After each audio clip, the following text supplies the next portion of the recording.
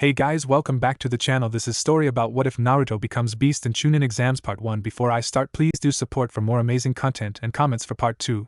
Do consider to subscribe my channel and share my video to your friends and check out the description as well. Let's start the video. It was the 1st of September and the first day of the academy for the year for all of those ninja hopefuls. Everyone smiled and laughed with their families as their mothers cried and fathers smiled at their sons, and the reverse with their daughters.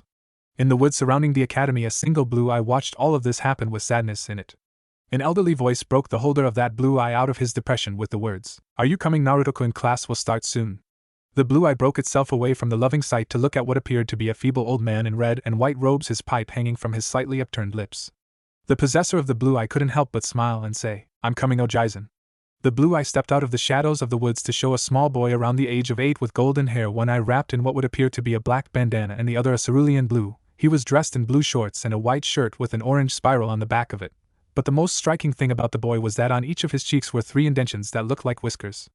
The elderly man walked with the child up towards the academy and couldn't help but take notice of the cold looks the occupants of the crowd gave the small child. He also noticed how the small child seemed to shrug them off, as if it was an everyday occurrence. With Naruto-kun, it may very well be. Naruto watched all of those around him give him the usual icy stare out of his peripheral vision and couldn't help but think, so it's the same here as well. Naruto threw off his mask of smiles on and pressed on with his Ojaizen. Naruto was brought out of his musing by the sound of a light barking and a yell of "Get back here." Looking behind him, Naruto saw a kid about his age chasing after a small puppy. The kid had a feral look to him with his wild hair, long canines, and wild eyes. Naruto looked at where the pup was headed and cut it off. Kneeling down, Naruto scooped up the puppy before it could get too far away. Running up to the kid, Naruto handed him the puppy and smiled. The kid smiled back and said, "Thanks for catching him. Akamaru can get a little excited sometimes. I'm Inuzuka Kiba, by the way." Naruto smiled at the newly named Kiba and said, "It's no problem, I'm happy to help. I hope we can be friends. Oh, my Gigi is calling for me, so I better see you in class, Kiba-san." Kiba smiled at the blonde boy and with Akamaru in his arms ran back towards his family.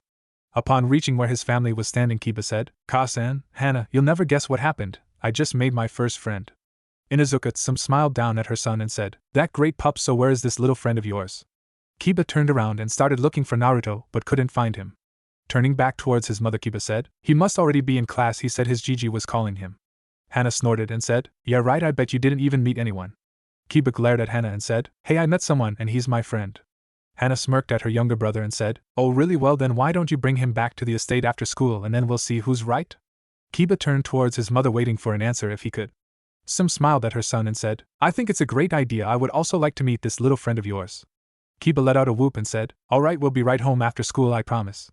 Sim couldn't help but smile as her son rushed into the academy with a huge smile threatening to split his face into 2 pieces. Naruto sat at the back of the classroom talking animatedly with his new friend Kiba. The two sat most of the class talking about a variety of things from ramen to pranks, and found out the two had a lot in common. The class ended around 2 o'clock in the afternoon, and this is when Kiba approached Naruto with his little problem. "Hey Naruto, wait up, will you?" Naruto stopped his trek towards the woods and turned to face Kiba. Kiba ran up to Naruto's side and said, "Hey man, I was just wondering if you would like to go over my clan estate for lunch today." Naruto smiled at Kiba and said, "Sure, I'd love to." Kiba smiled and shot off into the woods, Naruto right on his trail. Kiba landed right outside of the estate a good 30 minutes later with Naruto right behind, not even out of breath. Kiba turned towards Naruto with a smile and said, "Man, how do you have so much stamina, my kami?" Naruto chuckled and answered with a simple, "Practice." Shaking his head, Kiba turned and opened the clan house door. Stepping inside with Naruto right on his tail, Kiba yelled, "Mom, I'm home and I brought a friend." Kiba heard a distant yell of "No way," and couldn't help but chuckle at his sister's dismay. Kiba smiled as he saw his mom and sister walk into the room and said, "Mom, Hana, I'd like you to meet my friend Naruto." "Naruto, this is my mom and sister Hana." Sim stared down at the young blonde-haired boy with disgust. Why did it have to be him? Naruto stared into Sim's very familiar golden eyes that held such hatred for him. Naruto unconsciously took a step back when he heard an even more familiar growl come from behind her. Breaking his eyes towards the growl, Naruto sought Sim's companion Kuramaru. Naruto stared into the feral golden eye of his and shuddered. Kuramaru let out a growl so low only Naruto could hear it and said, "What are you doing in my den, fox demon?" Without breaking eye contact with the two and completely ignoring Hana, Naruto said, "Kiba, I've got to go." Kiba, confused by the sudden turn of events, asked, "Why, you said you would have lunch with us?"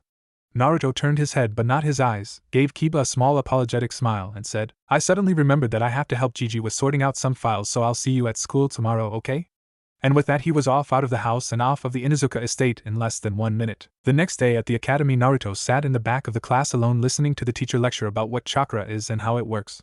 Naruto looked down a couple rows to see Kiba sitting next to the Aburame child. Kiba had come in this morning with his arm in a cast covered in bruises and had both of his eyes blackened. He passed by Naruto as if he weren't even there and refused to speak to him even when Naruto tried. Naruto couldn't help but sigh at this and think, I should have known this would happen. I can't have friends. Isn't that what the lady at the orphanage said when she kicked me out? I should have known better. After class ended, Naruto shot out the door and towards the Hokage tower. Climbing in through the window of his Gigi's office, Naruto stared at the pile of papers the Hokage was working on. The elderly man looked up from his work to see Naruto sitting on the floor under his window waiting to be noticed. Smiling at the boy, Sarutobi asked, Naruto-kun, what brings you here so early? You know I can't bring you to get ramen until later. Naruto gave a soft smile to the old man that had always been there for him and said, I'm not after ramen this time, Gigi. I wish to withdraw from the academy. Now this worried the old monkey. Looking at the young orphan, he asked, Now why would you want to do that? I thought you wanted to be Hokage, and the only way to do that is to be a ninja, Naruto-kun. Naruto gave Sarutobi a sad smile and said, I still wish to be a ninja, I just don't want to attend the academy. Sarutobi was about to go into a lecture when Naruto said, And don't try and say that the only way to be a ninja is to go through the academy, because I know damn well it isn't. Sarutobi raised an eyebrow at this. Naruto, seeing his confusion, said, Do you remember when I was 4 and you were teaching me to read? Sarutobi nodded at this. Naruto smirked and said, Do you also remember when I got into your secret stash and started to read your book and how you took it away and replaced it with a scroll from your desk? Again Sarutobi nodded, this time with a blush. Well, that scroll just happened to be a letter to one Mr. Hyuga Hayashi about not having to put his youngest daughter into a school full of ruffians, as he called it, explaining ways that she could become a ninja without having to participate in the academy. One way is for the person to just pass the academy exam. Another, however, is if that the person can prove to the Hokage themselves that they are ready in body and mind enough to be a ninja. Those who take and pass the second option are awarded the title of Tokubetsu, special, genin in whatever subject the Hokage deems suitable. Now then, you were going to say, Gigi? Sarutobi sighed at the boy's persistence and said, I don't agree with this decision, Naruto-kun. I mean, what about all of the friends you could make if I pulled you out now? Then you wouldn't have any social interaction with others. At this, Naruto snorted and said, Gigi, let me tell you a little story, and with that he relayed what had happened yesterday and earlier this morning in very fine detail. Looking at the old man, knowing his point had been made, Naruto smiled when he heard him say, Fine, I'll pull you out of the academy, but whatever you are going to study must be ran by me first, understood? Naruto smiled at that and said, Hi Gigi, can we get started now or do I have to wait? Sarutobi looked at the young boy and said, Aren't you a little tired after having been in the academy all day? Receiving a negative as a response, the Hokage signaled him to go. Naruto smiled and said, Well Gigi, before I decide, could you tell me a little bit about each of them? Sarutobi smiled at the thought that he wasn't like everyone else wanting to just fire off area jutsu after area jutsu and hope to hit something. Smiling, Sarutobi said, Okay, let's start with taijutsu, then genjutsu, after that ninjutsu, then kenjutsu, and finally funinjutsu. Taijutsu. Taijutsu is the hand-to-hand fighting technique ninja use. Taijutsu can cause internal and or external damage.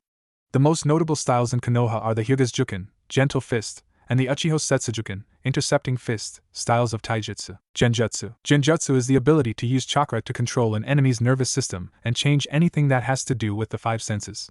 The most notable genjutsu around Konoha is the Nidame's Kokwanjyo, bringer of darkness, technique. Ninjutsu. Ninjutsu is the ability to use chakra to attack an enemy. The most common way of doing this would be to convert the chakra inside of the body into an element, and using that element to attack the enemy. The most notable ninjutsu around Konoha is the Yandame's Rasengan, spiraling sphere, and Hatake Kakashi's Raikiri, lightning edge. Kenjutsu. Kenjutsu is the use of swords or other usually bladed weapons in a fight. Weapons can range from kunai and shuriken to katanas and sometimes custom weapons. The most notable kenjutsu around Konoha is Gekka Hideout's Mikazuki no Mai, dance of the crescent moon, technique. Funinjutsu. Funinjutsu is the ability to use chakra and an inscription written usually in blood to seal something away. Whether that thing be a sword into a scroll or chakra into a weapon or even a demon into a huma. Naruto stared at his Gigi, wondering why he got quiet. Raising his eyebrow at him, Naruto asked, What was that last part, Gigi? Looking up at Naruto, the elderly man sighed and said, Nothing, Naruto-kun, nothing. Naruto gave the man a slightly hurt look. Please don't lie to me, Gigi, I've been lied to enough in my life. Those words almost brought a tear to the old man. Naruto, I haven't been entirely truthful with you. This small statement alone seemed to quirk Naruto's interest immensely. What do you mean, Gigi? Naruto asked, giving the old man a pointed look. Naruto, please, you have to understand what I am about to tell you is considered an SS class secret, and should not be told to anyone. Do I make myself clear? Naruto nodded at that and listened with rapt attention. Sarutobi folded his fingers in front of his face and started. Naruto, do you remember last year when you asked about the yondaime and the Kyuubi and I told you how he killed it by sacrificing his own life in the process? Well, that was all a lie.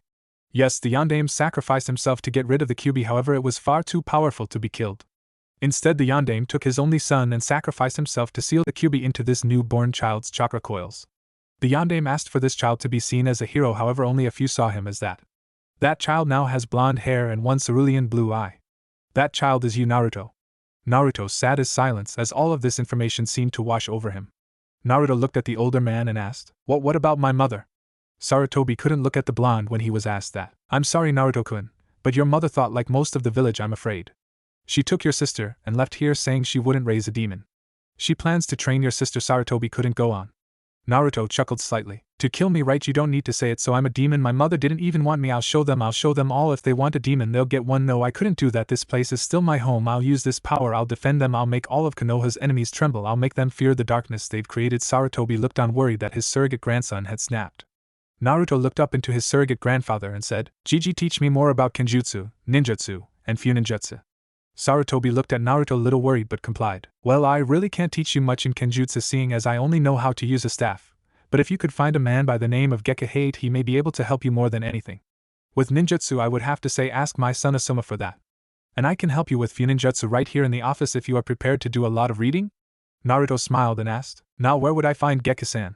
The Hokage smiled and said, Usually around this time you can find him training ground 5 training himself with his sword. And he was right, because when Naruto appeared at the training ground he saw a thin pale man with a katana in his hand. Naruto watched as the man seemed to split into 4 different pieces, each one going a different way before he disappeared completely. Naruto was curious about where the man went until he felt cold steel being pressed against his neck and a sickly voice say, Why were you watching me? Naruto took a deep breath and said, I wish for you to train me in the art of Kenjutsu. The man coughed, making the sword inch closer to Naruto's neck. The man withdrew his sword and placed it in his scabbard and said, Scram, I don't have time to train a kid. Now this pissed Naruto off. Turning around to face him, Naruto yelled, Now why the hell not? When Hate saw his face, he couldn't help stare at the bandana wrapped around the kid's eye. Looking at his only good eye, Hate asked, What happened to your eye, kid? Naruto ducked his head and said, I was attacked last year on my birthday. I was too slow to get away and too weak to fight back. The beating lasted for 3 hours, but the only serious wound I received was the loss of my eye. Hate gave Naruto a quick once-over and said, So do you have any preferences on which weapon you want to use? Naruto smiled and said, I have an idea, but it's very weird and you would probably think it's stupid. Hate cocked his eyebrow and said, Kid, when you have been in the biz as long as me, nothing is weird, so tell me, what do you got? Naruto smiles and says, Well, I was thinking. As Naruto began to explain what he wanted in a weapon, a smile came to Hate's face.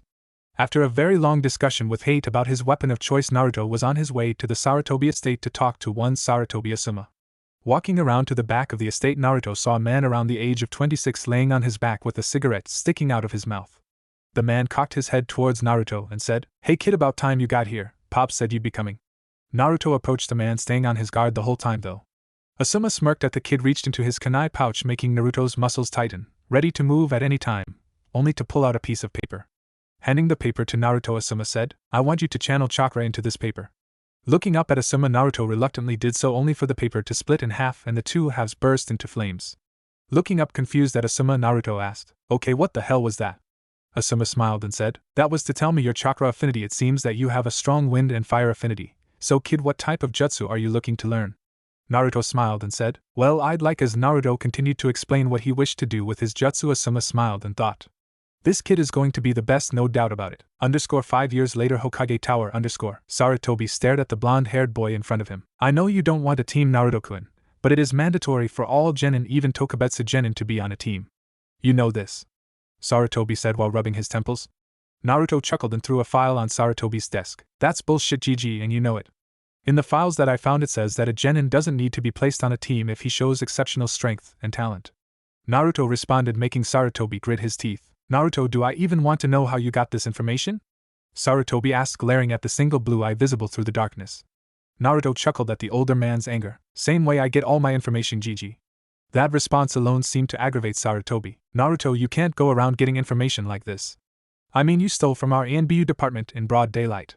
Naruto chuckled at the old man's exasperations. Aren't you the one who told me that information is worth more than gold in the ninja world, GG?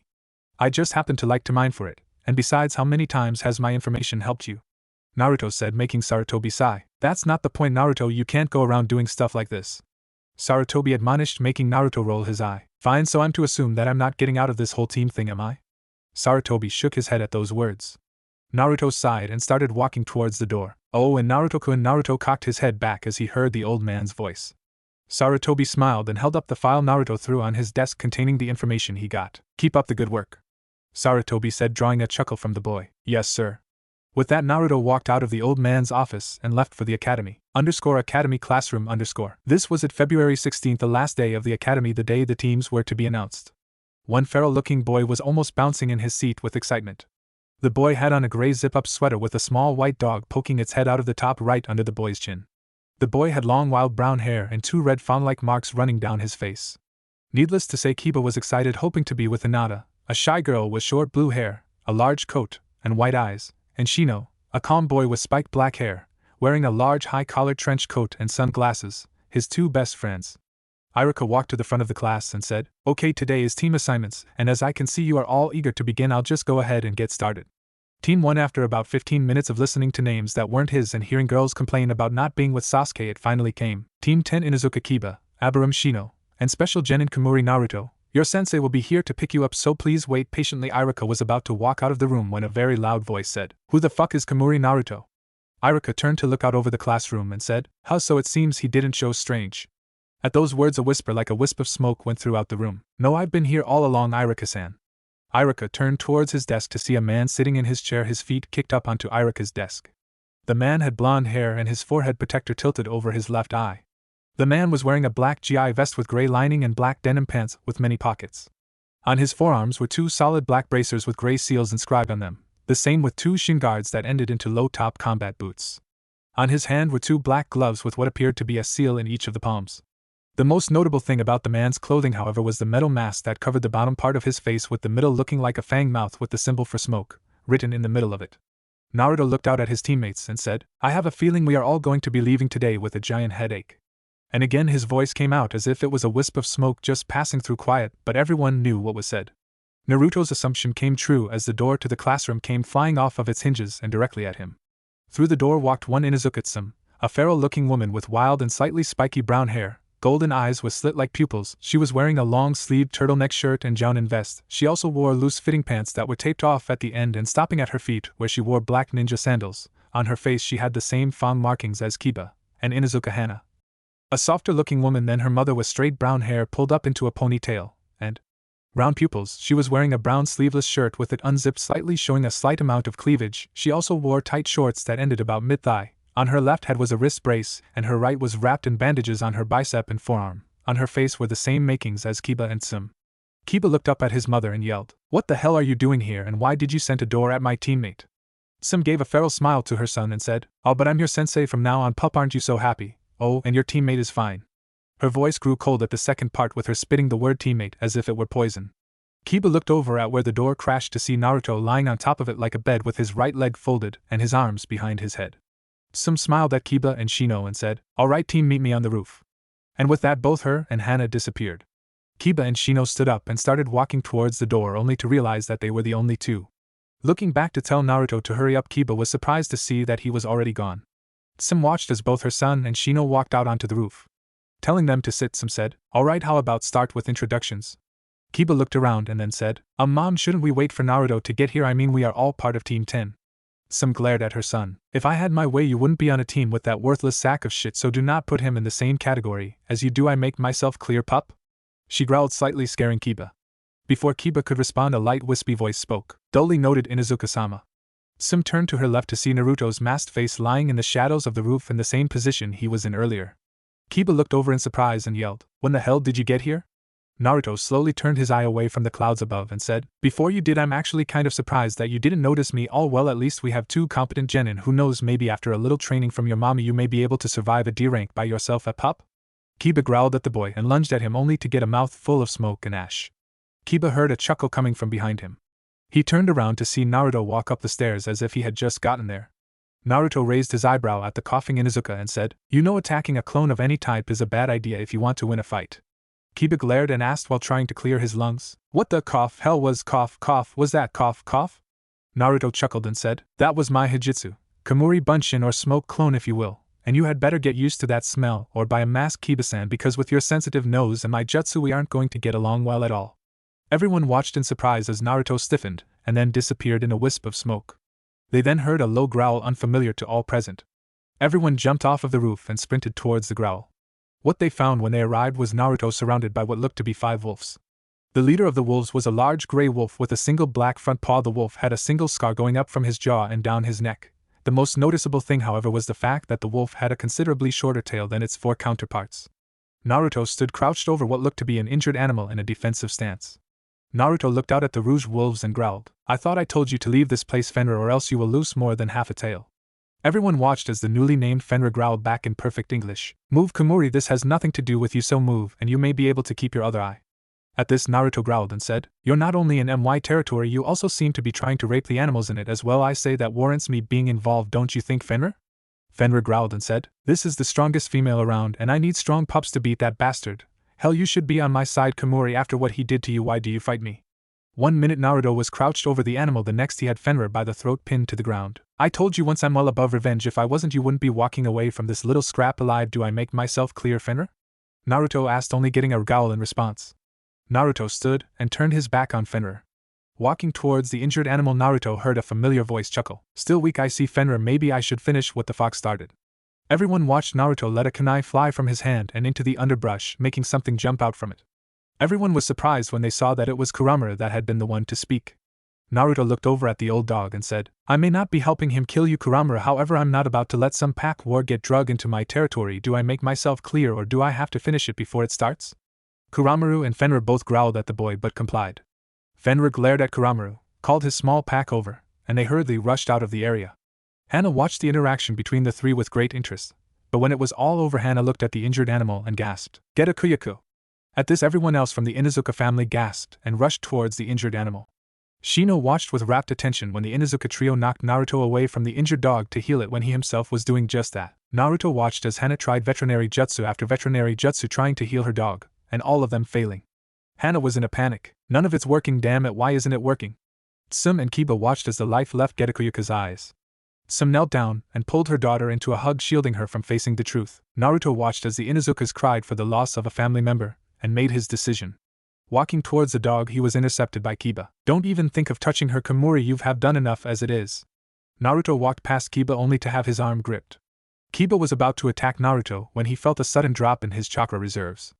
Looking down, he saw that half of his body was now covered in Shino's bugs and they were only multiplying. Naruto smiled at the bug user and broke Kiba's hold on him. Kneeling down next to the fallen Getakuyuka, Naruto did the one thing the Hokage forbade him to do. He lifted his forehead protector to reveal a solid green ball chakra with a blue center. If anyone was to look, they would notice that the chakra was spinning. The ball looked as if the chakra spun in multiple directions in a dangerous and hypnotist fashion. Focusing all of his chakra into the eye, Naruto felt it. He could feel it as the claws dug into his skin. He could feel the bite marks left by the four trying to hold the dog down. He could feel the pressure of a jaw on his throat. Even through all this pain, Naruto watched as the life came back into Getakuyuka's eyes. Naruto fell over onto his, but all out of energy after he finished. Leaning forward, Naruto shook the dog awake and watched the Inuzuka trio rush towards their newly healed pack member. So excited were they about her being healed, no one seemed to notice the blood pouring from Naruto's eye. Reaching a hand up and lowering his forehead protector, Naruto thought, "They are going to be the death of me, these bloody eyes of mine." Naruto sat on top of the fourth's head, pondering what happened back there at the training ground. Why did I save her? She is not of my pack. Hell, she's practically an enemy, so why did I save her when it cost me so much? Naruto looked out over the village as it got bathed in the glow of the setting sun and thought, it was worth it. The next day we find our young hero sitting in the shade of a large oak, watching the sun pass overhead in the clear blue sky as he waited for his so-called team. Hearing a slight humming sound, Naruto looked up to acknowledge Shino's presence, and then continued his sky watching. After about 5 minutes of them both sitting in silence, Shino asked, "Why do you hide, Komori?" Naruto couldn't help but chuckle at that. "Why do you?" was the only reply Shino got, and then they both fell into silence again. After about 10 more minutes of waiting, both Shino and Naruto looked up to see the entire Inuzuka trio with their partners walking into the training grounds. Tsum and Hana stopped on one side of the training ground opposite of Naruto, and stared, watching what he would do. Naruto sat there watching as his senseis gave him scrupulous looks. "If you're both done, I believe we have a test to take," Naruto said with a snort. Tsum glared hard at the boy and growled. Naruto gave off a slight chuckle at her growl only to stop as he felt a presence start to approach him. Looking around for it, Naruto stopped at the sight of one of Hana's familiars slowly walking towards him. Hana stared in amazement as Getakuyuka walked away from her and towards Naruto. Getakuyuka stopped halfway to Naruto at the sound of a guttural voice. I'd suggest you not walk any closer, Inuzuka vermin, lest you lose your throat. Getakuyuka took a step back at those words and started looking for the voice. Everyone in the clearing got into a defensive position, and some yelled, "Who are you?" The voice gave out a low, threatening growl. You are not in any position to be making demands, Inuzuka. Now step away from Master, and you may be able to walk out of this forest alive. Sim was about to respond to the voice when she heard a light, wispy voice chuckle. Alright, you've had your fun, now stop scaring my team, Enmu. Everyone watched, as a red blur seemed to appear in the middle of the clearing, showing what most would assume to be a fox. However, this fox was different. The fox stood about the size of a small horse. His fur was a blood red except for his underbelly and front right paw, which were a stark white, where his tail should have been made out of cartilage and fur. This one seemed to just be made of tangible smoke. The most striking thing about this fox, however, were the two cerulean blue eyes that were glaring daggers at everyone in the clearing and looks of confusion at Naruto. But sir, these are Inuzuka scum, why are you allowing them near you? Enmu asked curiously.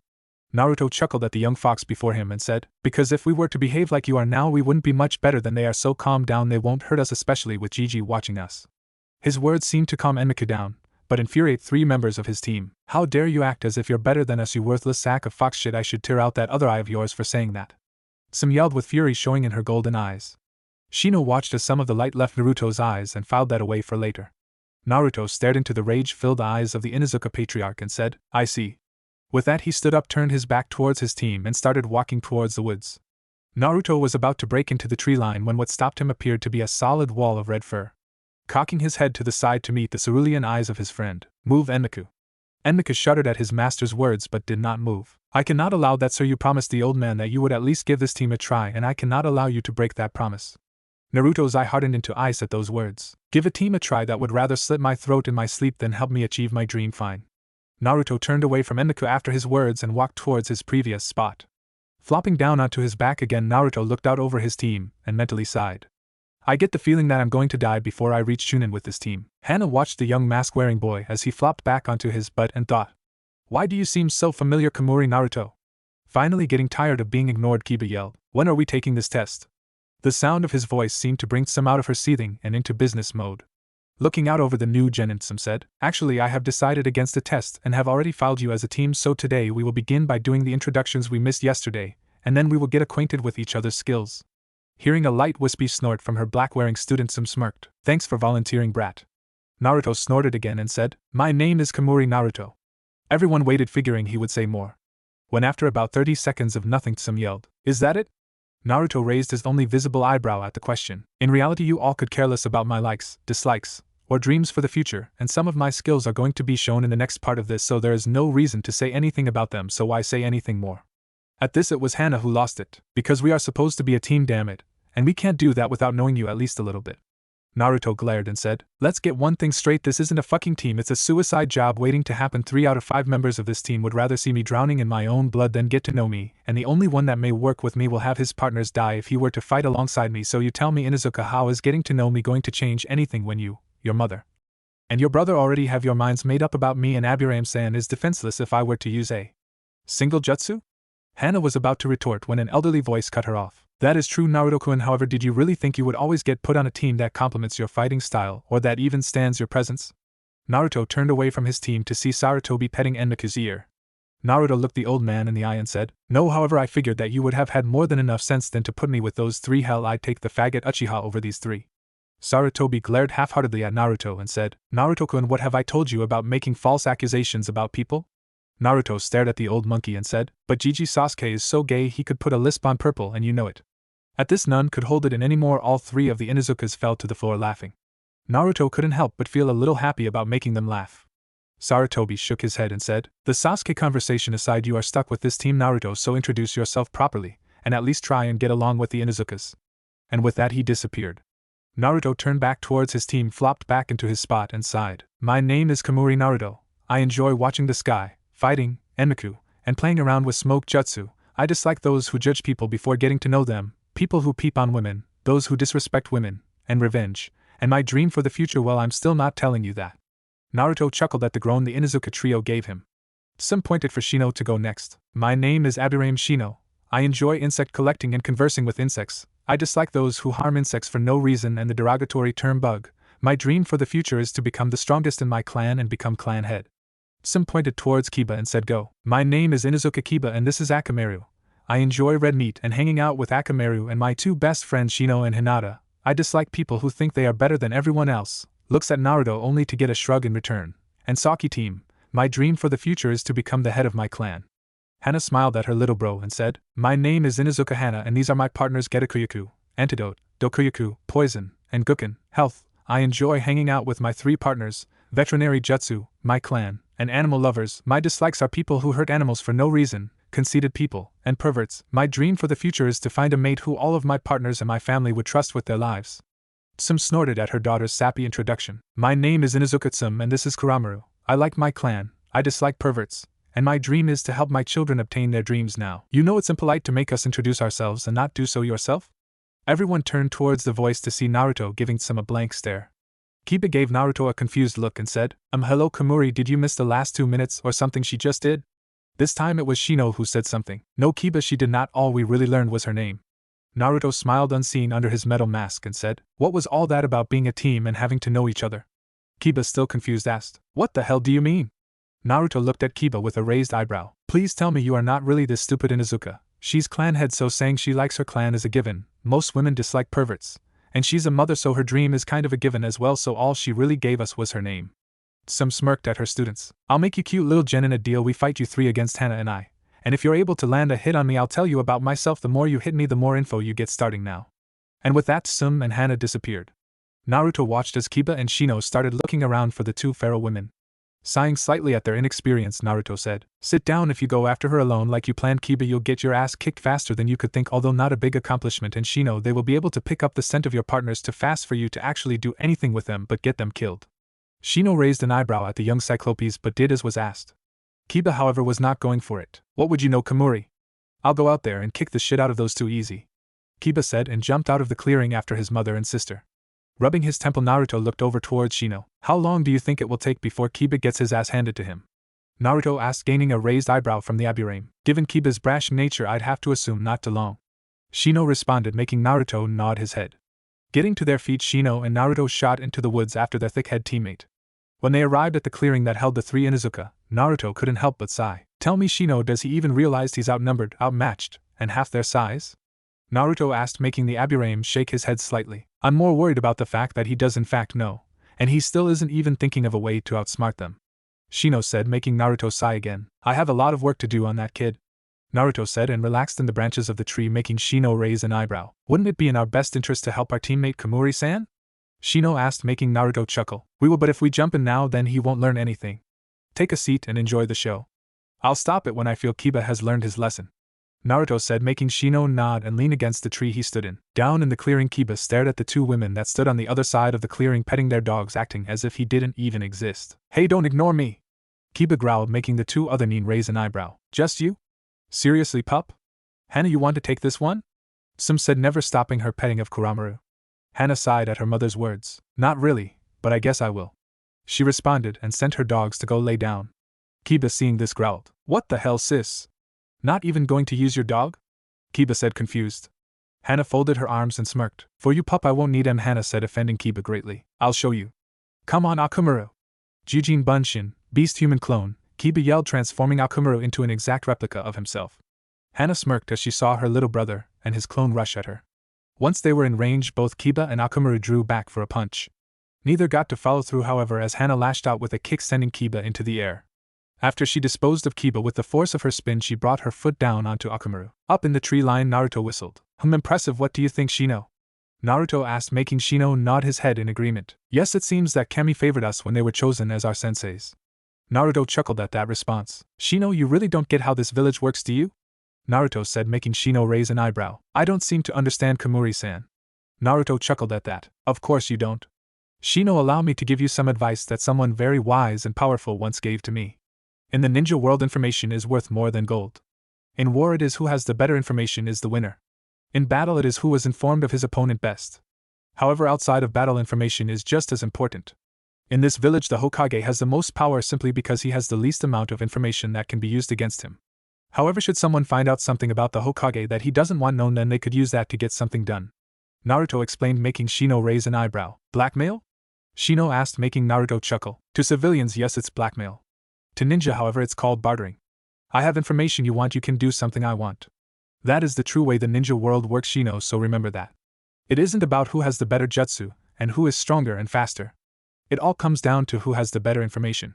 Now pay attention, Kiba's about to do something stupid, Naruto said, flicking his head towards the clearing. Picking himself out of the tree his sister sent him into, Kiba growled. Damn it. I just can't seem to get close to her. Looking over, Kiba saw Akumaru pick himself up off the floor. Hey little buddy, looks like it's time for drastic measures, Kiba said, drawing a small growl from Akumaru. Smiling at the tiny white dog, Kiba started running towards his sister while doing hand signs. Gutsuga, dual piercing fang, Kiba yelled, and he and Akumaru started spinning, creating two small vortexes that headed towards Hana. Hana smirked at this. Okay Kiba, fine then, let's play. Gutsuga, Hana said, and spun into a twist to herself. Shino was about to jump in, only for Naruto to stop him. Not yet, Shino, Kiba still hasn't learned. Don't worry, I'll get him out before anything serious happens, Naruto said, making Shino throw him a speculating look, but complied. Naruto watched as Hana's overpowered Akumaru's Gutsuga and sent him into the ground.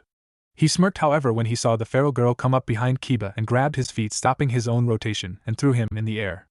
As he saw the girl go back into her jutsu and head towards Kiba, he sighed. Well, I've seen enough, Naruto said. Hana smirked as she saw Kiba falling directly towards her attack just as she was about to hit him, however he seemed to disappear in a small tornado of smoke. Flipping herself out of the Gutsuga, Hana coughed up all the smoke she just ran through. Landing, Hana looked around only to notice that Akumaru was gone as well. When did the little shit learn that? She asked herself between coughs. Back in the clearing, the group started and we see Naruto dropping Kiba on his ass with Akumaru in his lap. Turning his single eye onto the feral boy, Naruto sighed. After this test I'm so buying you a leash. Okay, so pup, what did we learn? Naruto said condescendingly, making Kiba glare at him. Okay, fine. So then if our plans wouldn't work, what have you got, Komori? Naruto smiled at the two and said, well, I was thinking something along the lines of this. Tell me, Mud, can you piss your mother and sister off? I mean, pissed enough for them to chase you? Naruto asked, gaining a raised eyebrow from the feral boy. Yeah, but why? Kiba asked, making Naruto smirk. Good, then I need you to go find them and lead them back to this clearing, am I clear? Seeing Kiba nod, Naruto smiled. Good, and leave Akumaru here, I need him for another part of the plan. Shino, tell me, how good are you at stealth?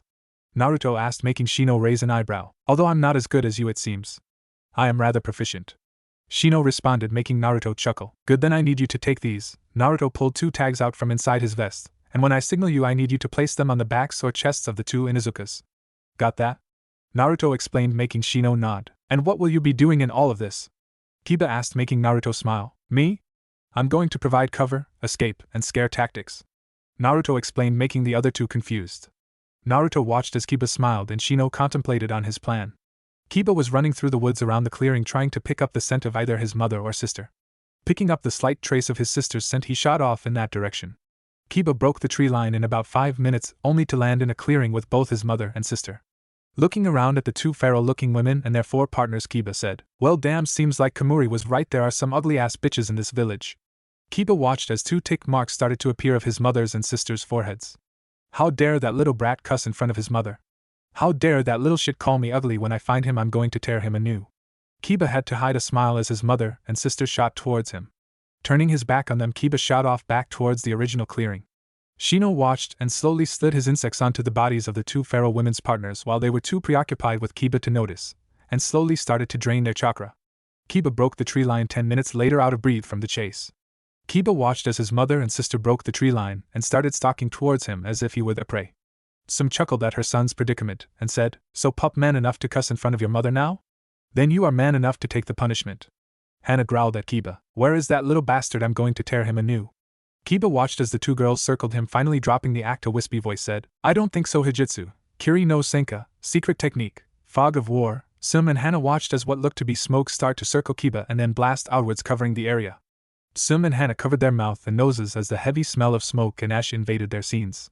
A wispy voice rang its way out of the smoke and into the 2 women's ears. It burns, doesn't it? The feeling of smoke and ash burning your lungs. I wonder how your dogs must feel. Hana and Sum both turned this way, and that at the sound of a yelp. The voice chuckled. Oops, my bad. I always did wonder what revenge felt like. I guess now is my time. Hana was almost in tears as she heard another yelp, this time followed by a liquid hitting the ground. Hana couldn't take it anymore when she heard a body hit the ground and more liquid following it. Stop, please stop, I couldn't take it again, not the loss of another one, please. Sum listened as her daughter cried to herself. Sum tried to move to get to her, only to find that her body wouldn't respond to her demands.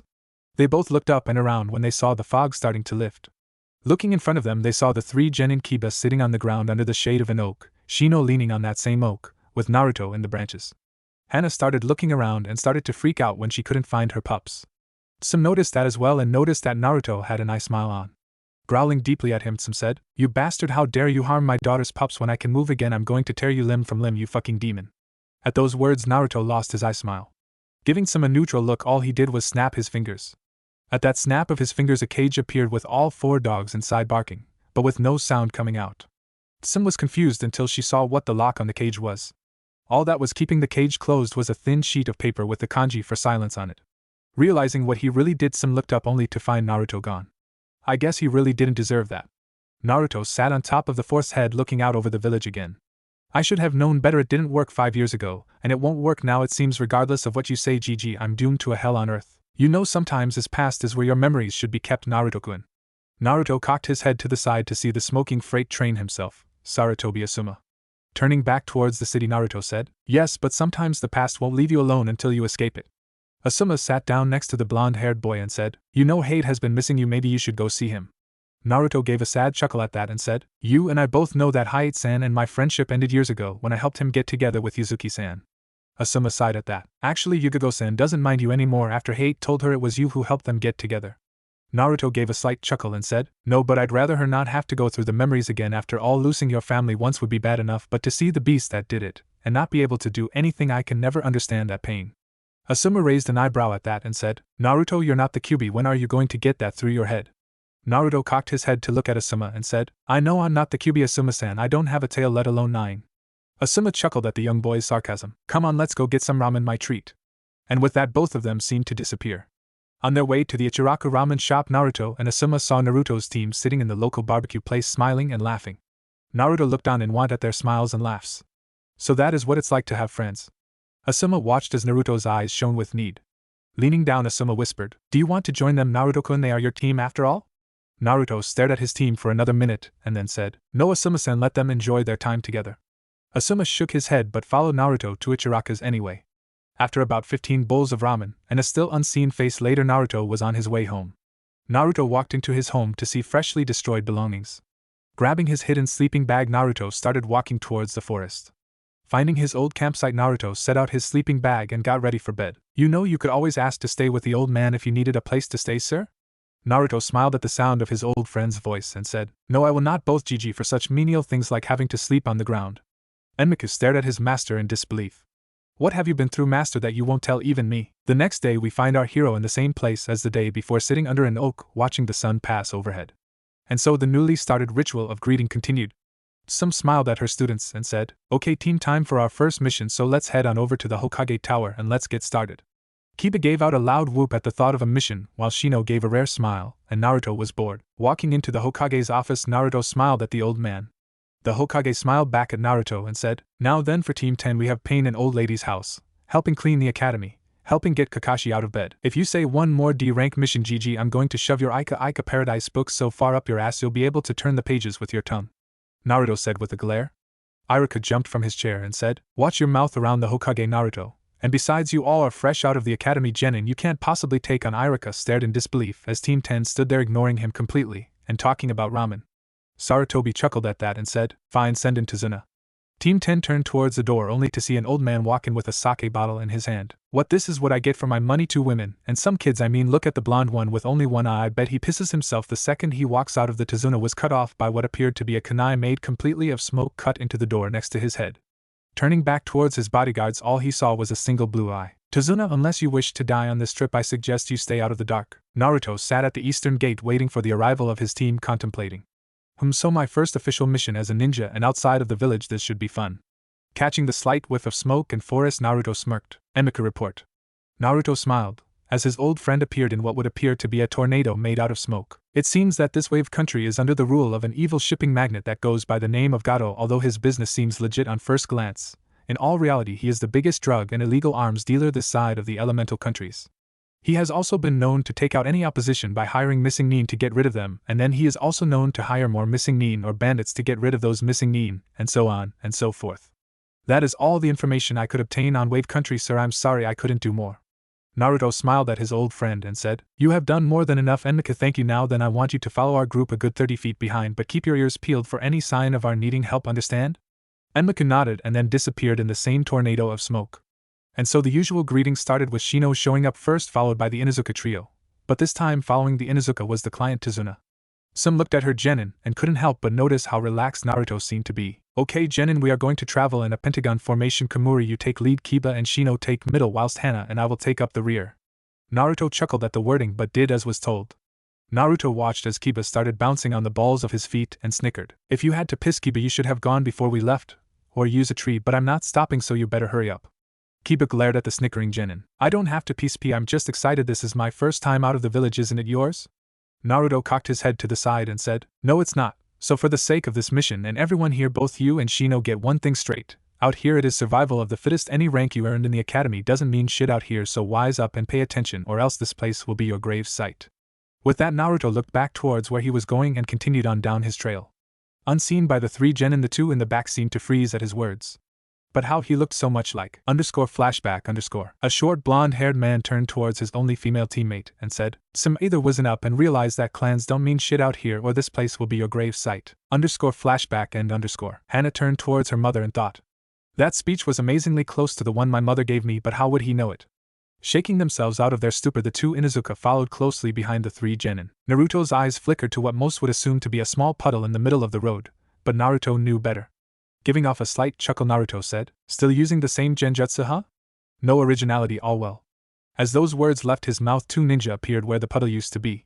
Naruto chuckled and cocked his head to the left to get a good look at them. Well, if it isn't the not-so-infamous demon brothers, so what are your plans with the bridge builder? Gato must have paid you a pretty penny if you risked going up against me to kill him." The rest of his team watched as Naruto challenged and taunted two C-rank ninja as if it were nothing. "You may have caught us off guard last time, Komuri, but this time you're dead." Naruto chuckled and said, "Oh please, it's not my fault that you couldn't stand the heat. Oh, and by the way, Hijitsu, Kiri no Senka." His team watched as a familiar tornado of smoke surrounded Naruto and barely had time to cover their noses and mouths as the smoke blasted outwards, covering the entire field. Everyone started twisting and turning as they heard a dark, wispy voice float into their ears. "Darkness is amazing. It has the ability to shield you from the things you're scared of, or the ability to shield the thing you're scared of from you, as the case may be." The demon brothers twisted and turned, trying to locate the voice. "Do you really think you are going to find me like that? You disappoint me, demon brothers. If that is all you have." Their eyes widened as the blonde-haired genin appeared in front of them, a hand on each of their chests. Naruto smirked. "Then you're already dead." Naruto disappeared into the darkness of the smoke again. His team watched in amazement as the smoke seemed to move to the side of the path, allowing them to see what was happening. Naruto stood leaning against a tree with the demon brothers in the middle of the path, frozen where they stood. In the middle of their chest was placed a small tag. Naruto chuckled and slowly walked over to them. "Well, now looks like you got caught in my trap, my dear little missing nin. So tell me, who hired you?" The first brother growled. "We ain't telling you shit, Phantom." Naruto chuckled. Some grew confused. "Phantom?" The brother smirked. "Are you telling me you have no idea who this is?" Guzo said, flicking his head towards Naruto. Naruto glared at the brothers. Guzo smirked. "Your new teammate is rather famous among bandits and low-ranking missing nin. He is known as Komuri no Geneigen. He took out the largest human slavery ring in the elemental countries all by himself, killing 150 bandits, as well as 11 D-rank and 3 C-rank missing nin, all in under 10 minutes. Naruto's team gasped as turned their gaze towards him. Guzo chuckled again. The survivors of the battle spread word of the single eye that stared out at them trough the darkness. An eye that spun with rage and death. No one knows what color it is truly, but we all know that under that headband he holds the eye of a phantom. Naruto chuckled and glared at the demon brothers. "And you would do well to remember that you are not above my ability to kill, especially with those tags on your chest." The demon brothers looked down at their chest and saw a small tag with a very intricate seal array written on them. Naruto smiled at their confusion. "Those little beauties are of my own design. They are called Funin, Dushu, or body block seals." The demon brothers glared at Naruto. "What do they do?" Naruto chuckled. "Do I look like a comic book villain to you?" With that, smoke covered the area again. His team had no idea what was going on, but from the screams that the demon brothers let out, it wasn't pretty. As the smoke slowly started to dissipate, Team 10 looked around trying to find some form of evidence that there was a fight, only to see a completely clean clearing. "Are you coming or not? Because if you aren't, then there really isn't any reason for me to wait for you." Turning towards the voice, Team 10 saw Naruto leaning up against a tree with his arms crossed over his chest. Some glared at him. "You fucking brat, now we don't know who they were after." Naruto rolled his eyes. "If you really don't know, then you are dumber than you appear to be, and that's pretty dumb." Without another word, Naruto turned and started walking towards the path. After about 5 minutes of walking, a voice broke the silence. Komori-san, is what that missing nin said true? Naruto turned towards Shino and raised his uncovered eyebrow. The missing nin said a lot of things. Which part do you want clarified? We want to know if you really killed all those people? Kiba growled out. Naruto glared at the young Inuzuka. This conversation is between Shino and I, so please keep your mouth shut. Turning back towards Shino, Naruto nodded, giving him permission to ask his question. Shino nodded and proceeded. As our tactless teammate said, I wish to know whether it is true that you broke up that slave ring? Naruto responded without missing a step. Yes. All those present went stock still and silent. Hana was slightly worried. How? Naruto cocked his head at the young Inuzuka girl. What do you mean how? Hana shifted slightly in her place. How did you do it? Naruto turned and started walking. This eye of mine has the ability to do amazing things, but at terrible cost to the user. Hana was even more concerned now. What does it cost you? Naruto chuckled. It depends on what I do. Some decided to intervene. What all can your eye do? She asked, making Naruto snorted. And why would you be interested in that? Naruto said, making some glare at the blonde-haired pain in the ass. Because it could help with the team. Some responded, making Naruto chuckle. As I said, this isn't a team but a suicide job, but I will comply to your wishes. My eye does a plethora of things, each with its own consequence. For instance, one ability of my eye you have already seen. This made the Inuzuka trio stop. What do you mean we've never seen anything under your headband? Hana replied. Naruto chuckled. Oh really, if I recall, Inuzuka-san, several days ago one of your dogs died, and yet she stands there beside you as if nothing happened, not even a scar. The Inuzuka's eyes widened to unbelievable levels. So what you're saying is that you can bring the dead back to life? Naruto rolled his eyes. Is that not what I said? Sum was shocked. Then he could. Hana gave him a concerned look. You said each ability had its own consequence. What is this one's? Naruto looked forward down the path they were walking on, not wanting to see the joy in their eyes as he told them the price. The price of this ability is time for time and pain for pain. This confused Hana. What do you mean time for time and pain for pain? Naruto gave off a dark chuckle. When I bring something back from the dead, they had to have died from combat, or else I cannot return them. When I return their soul to their body, I must pay for all the time that they have died with time off of my own life. If they were injured in battle, then their injury becomes my pain, and my eye bleeds. You now know the consequence of this power. Without another word, Naruto continued on the path. The rest of the day was traveled in silence. It was around 9 o'clock at night when the five stopped for the evening. Naruto watched as his teammates and clients set up their tents. While Naruto was lost in thought, he failed to notice the Inuzuka pup that had snuck up behind him. Naruto shot to attention when he felt the soft fur of the massive pup nuzzle her head into his hand. Looking down at the only female in Hana's triplets, Naruto smiled. Giving her a quick scratch behind the ear, Naruto said, You might wish to leave now. Your father wouldn't be happy if he saw you with me. Inuzuka-sama wasn't when I first talked to Kiba. The pup nuzzled its head into Naruto's hand again but walked away. Naruto smiled as the pup walked over and joined the rest of her family. He couldn't help but let a small tear escape his eye as he saw one of Hana's pups put its paw down on Akumura's head when he started barking, and Kuramaru admonished the pup for picking on the little one. Is this what a family is supposed to be? An hour passed and everyone was finally done setting up his or her tents. In that hour that everyone was working, Naruto was out gathering firewood, knowing that it would be a cold night. Walking into the campsite, Naruto wasn't surprised to see Tazuna already asleep and the rest of his team laughing and joking around. Well, as much as Shino can joke around. Walking towards the side of the clearing, a place with the least amount of debris, Naruto set up a small amount of the firewood before unloading the rest next to his so-called team. As Naruto lit his small fire and lay his sleeping bag down, Naruto heard a guttural voice growl at him. Don't assume, Fox, that just because you saved my pup I suddenly like you. Naruto didn't respond, causing the voice to growl deeply. Don't ignore me, Fox. Naruto again didn't respond. Naruto cocked his head to the side as he heard the possessor of the voice leap at him. Naruto smiled as he saw a red blur intercept the attacking Kuramaru. Everyone on Team 10 turned as they saw Kuramaru fly into the middle of the campsite. Turning towards where he came from ready for an attack, they were shocked to find two angry cerulean orbs glaring at him. You listen and you listen well, you domesticated little mutt. I have put up with you threatening my master. Hell, I have put up with you chasing my master, as I knew you would never catch him. However, should you ever attack my master again, I'll rip your throat out and show it to your pups. Kuramaru growled deeply in his throat. Enmu growled deeper and shot at him. Team 10 watched in horror as Enmu fought against the smaller Kuramaru. Sim had tears in her eyes as she saw Enmu pin Kuramaru and reach for his throat. Please don't, I can't handle losing you too. As if hearing her prayers, Enmu was violently ripped off of the smaller animal's frame and thrown clear across the clearing. Looking up at he who would answer her prayers, she was surprised to see a single eye with a glacier-like glare pointing at Enmu. Enmu, why do you persist in disobeying me? Team 10's eyes widened as the once feral Enmu, that almost ripped out the throat of the strongest fighting dog of the Inuzuka, laid his ears down in shame. But sir, you are too lenient on them. You should make all those who have harmed you pay. Naruto gave off a sad chuckle. Enmu, I'm sorry. Enmu tilted his head in confusion. Sorry for what, sir?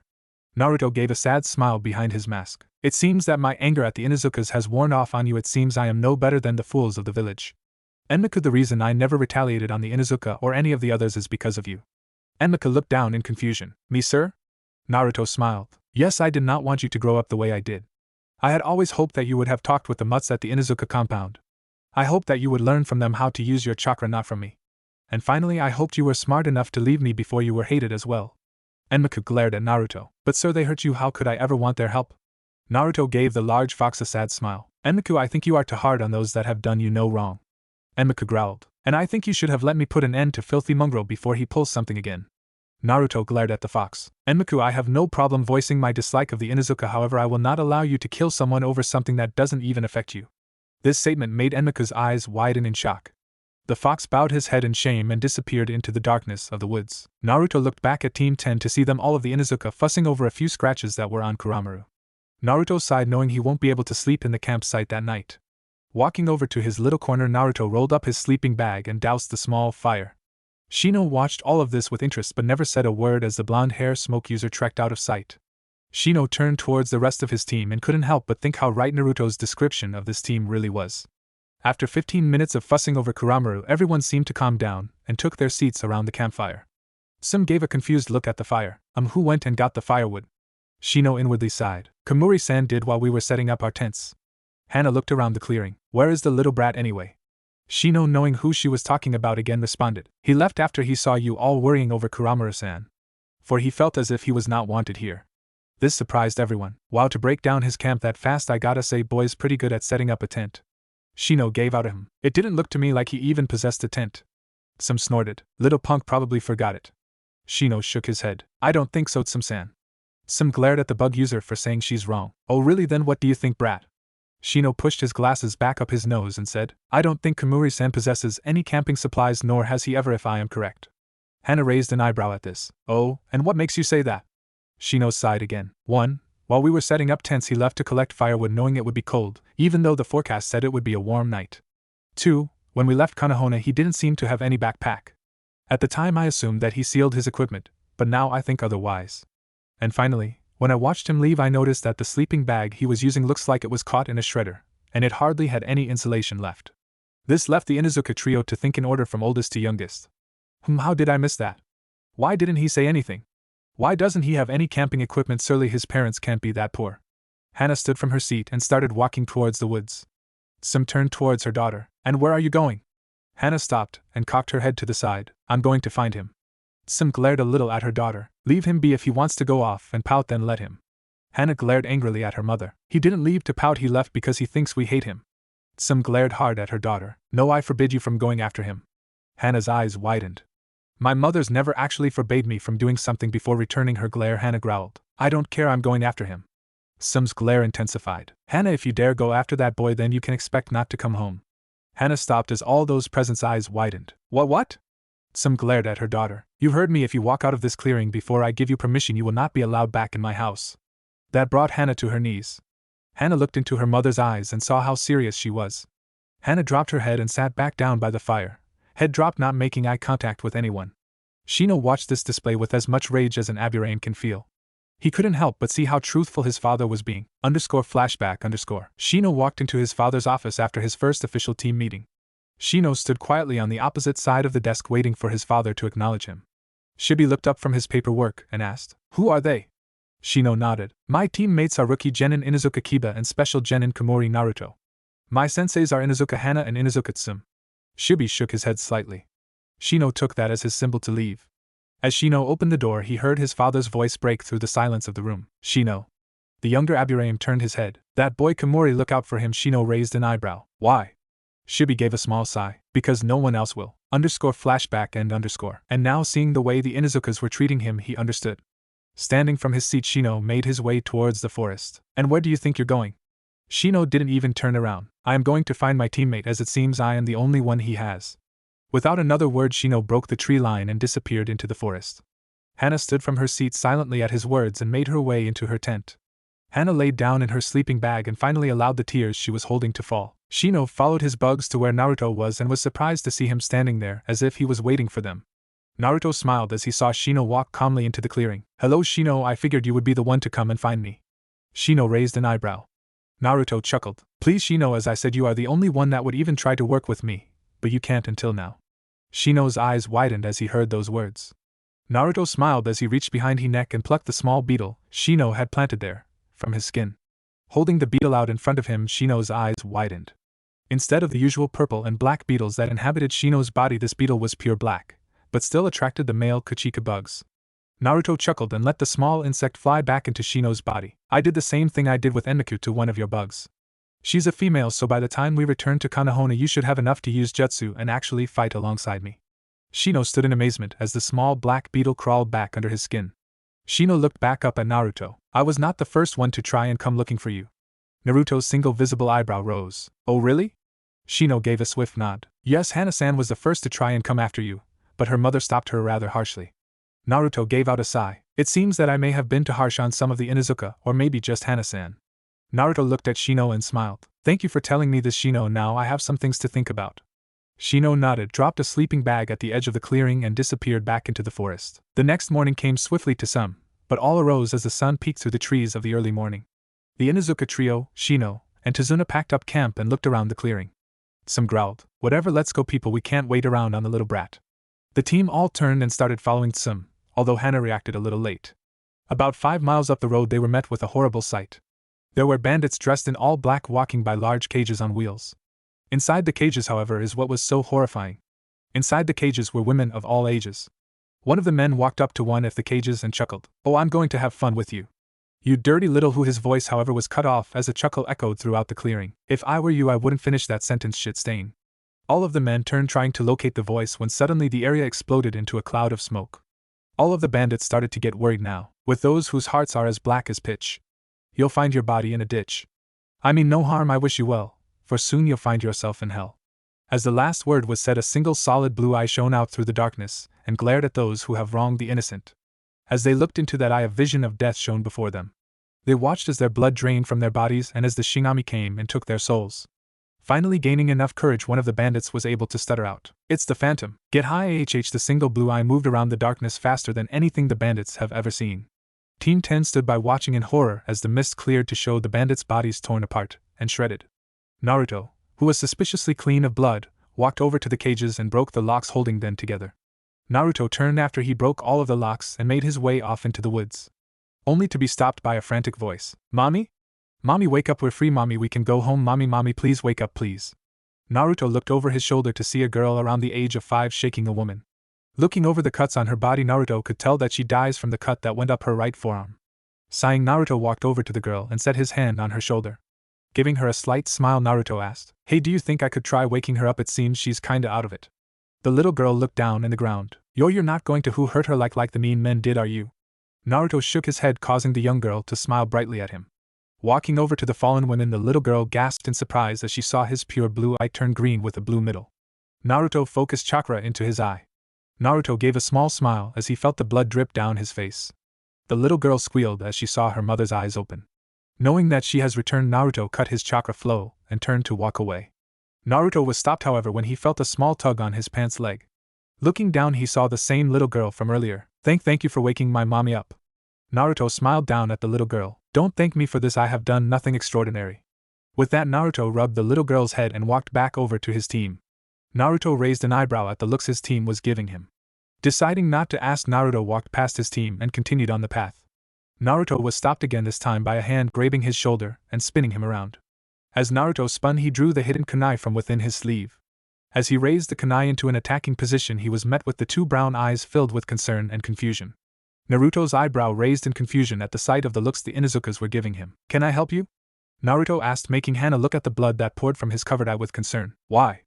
Naruto turned away from the feral girl at her question and continued on the path, ignoring her question. Her hand grabbed his shoulder again. Don't ignore me, damn it. I'm sick of not knowing anything about you. Why do you hate the Inuzuka? Why do you wear that mask? How did you get that eye? Why did you save them when it cost you part of your life? At Hana's questions, Naruto cocked his head and glared at the brown-haired beauty behind him. Unless you want to lose your arm, I suggest you remove your hand from my shoulder. Hana glared right back at that response. Not until you answer my questions. Hana yelled, making Naruto glare hard at the girl and broke her hold on his shoulder. If you want your first 3 questions answered, ask your mother. Hana went wide-eyed at the response. And the last one? Naruto looked down the path they were traveling on. Tell me, do you remember a homeless man that always stood in the alley between the Hokage Tower and the mission's office? Hana was confused but replied, yeah, I've seen him before but not lately. Why? Naruto gave a sigh. What do you know of that man? Hana raised an eyebrow. I don't know, he was a homeless, older man, and he had white hair, and I don't know anything else. Naruto cocked his head back. His name was Kazuma Akuma. He was an Anbu captain in the Third Great Shinobi War. He created the Katon Karya Enden no Jutsu. This jutsu was then stolen by the Uchiha shortly after. During the war he had a wife and 2 kids, however his wife couldn't handle the changes war has brought on him, so she left him, taking his retirement pension with her. The man was going to celebrate his 62nd birthday this fall. But you know the thing almost nobody knows about him? Hana still didn't get it. This doesn't answer my case. Naruto cut her off. The thing almost nobody knows about him is that he died 3 months ago, so you ask me why I give up my life for people I don't know or people I don't like. The same reason he did, because those people will be remembered. That little girl will remember and love her mother for the rest of her life. You will love your mother. I am an orphan child that lives off anything I can find. No parents, no friends, no partners. When my time on this earth is up, it will be like I was never here. Come on, we have to get going, we're on a schedule. Team 10 and Tazuna stared at the fading back of the blonde-haired assassin, each feeling something different. Confusion shot through some like a rocket. I see, maybe he's not so bad. No, this is a trick from the fox. Yeah, that's it. Rage and sadness hit Hana like a kunai between the eyes. He thinks no one cares if he lives. Damn it, mother, if you didn't stop me last night, maybe I could have figured out a way to help. No real emotion hit Kiba, but he couldn't help but wonder. Is that how I would have turned out if I didn't have any family? Shino just looked on in thought, trying to find a way to help. Tazuna stared in complete disbelief. Is this what it means to be a ninja? The trip continued on in silence, with Naruto traveling a good 10 feet in front of the rest of the group. The rest of the team were surprised when the blonde-haired boy in front of them came to abrupt stop. Some looked at him in confusion. Kamuri, what's with the hold-up? Naruto's single eye drew into a dark glare, and a deep, almost evil growl escaped his throat. Come to me, Enmu. The words slipped out of his mouth, and the large fox appeared by his side. The Inuzuka all tensed as the next words left his mouth. Sick him, Enmu. The red fox grinned evilly and disappeared.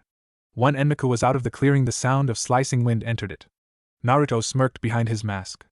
Naruto leaned his body backwards at a 90-degree angle and chuckled as he saw the large cleaver glide inches away from his nose. Standing up, Naruto clapped his hands together. I must say you always did have a flair for the theatrics, Zabuza. A gasp escaped Sim's mouth as the large bandaged man with camo pants and a tilted and slashed mist forehead protector seemed to appear on top of the cleaver that was embedded inside of a tree. The man standing on top of the cleaver glared at the blonde with hatred. Sim growled at the man. Zabuza, the demon of the bloody mist, what are you doing here?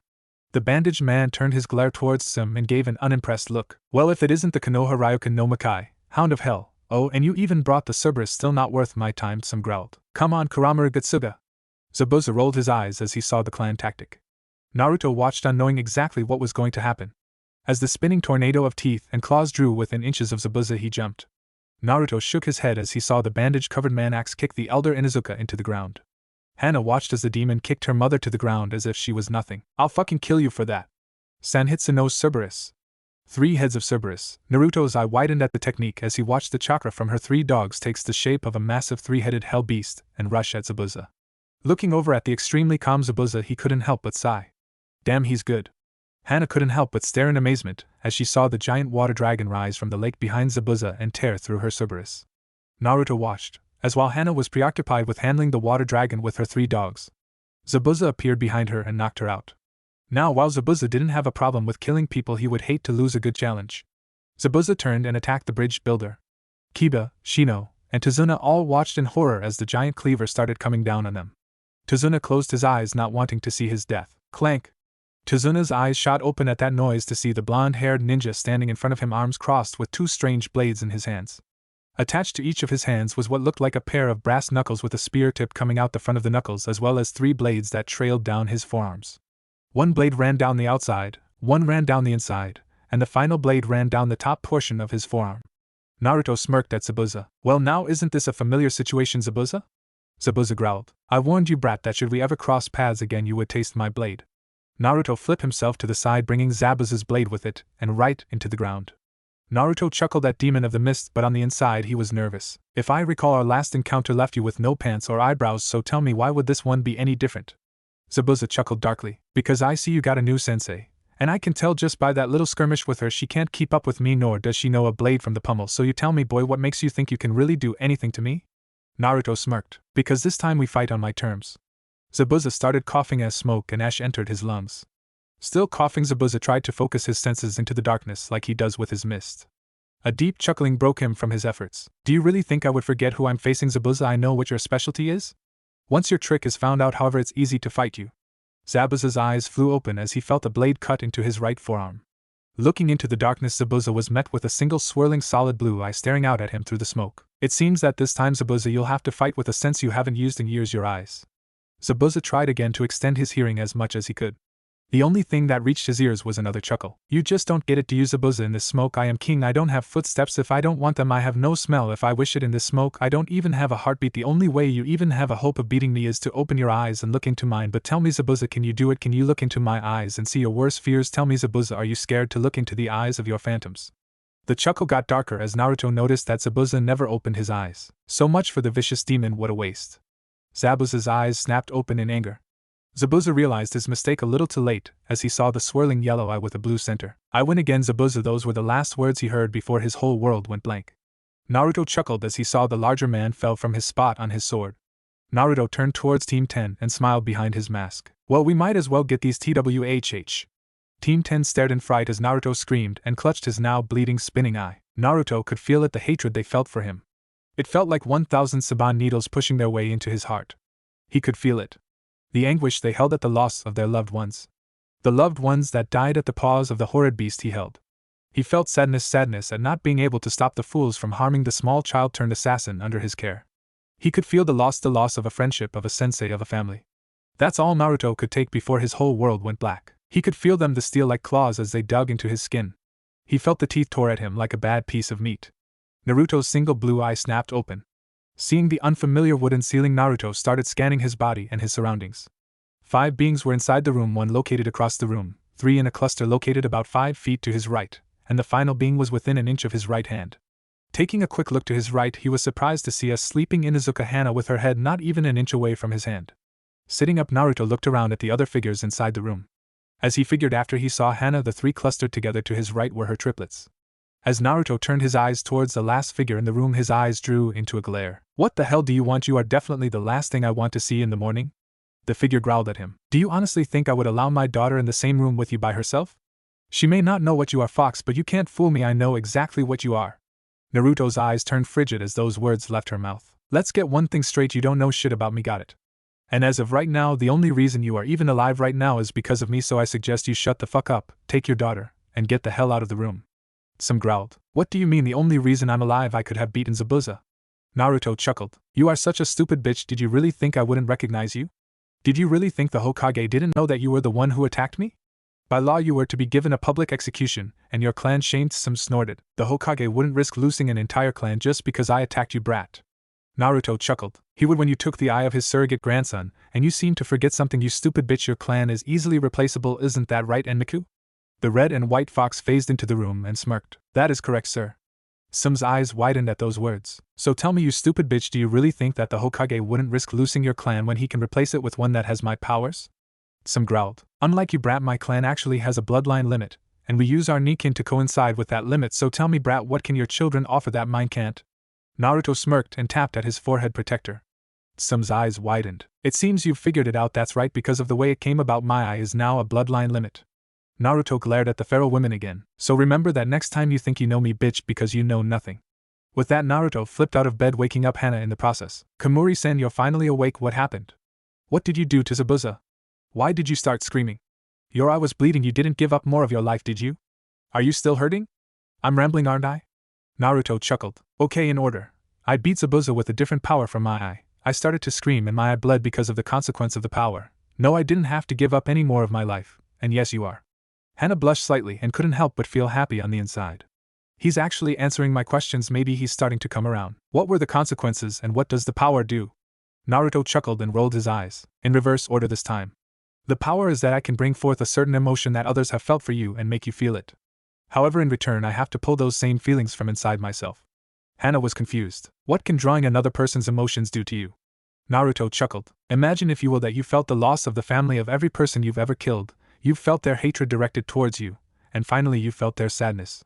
Could you handle that emotional pressure of thousands of people feeling those things and it all running through you?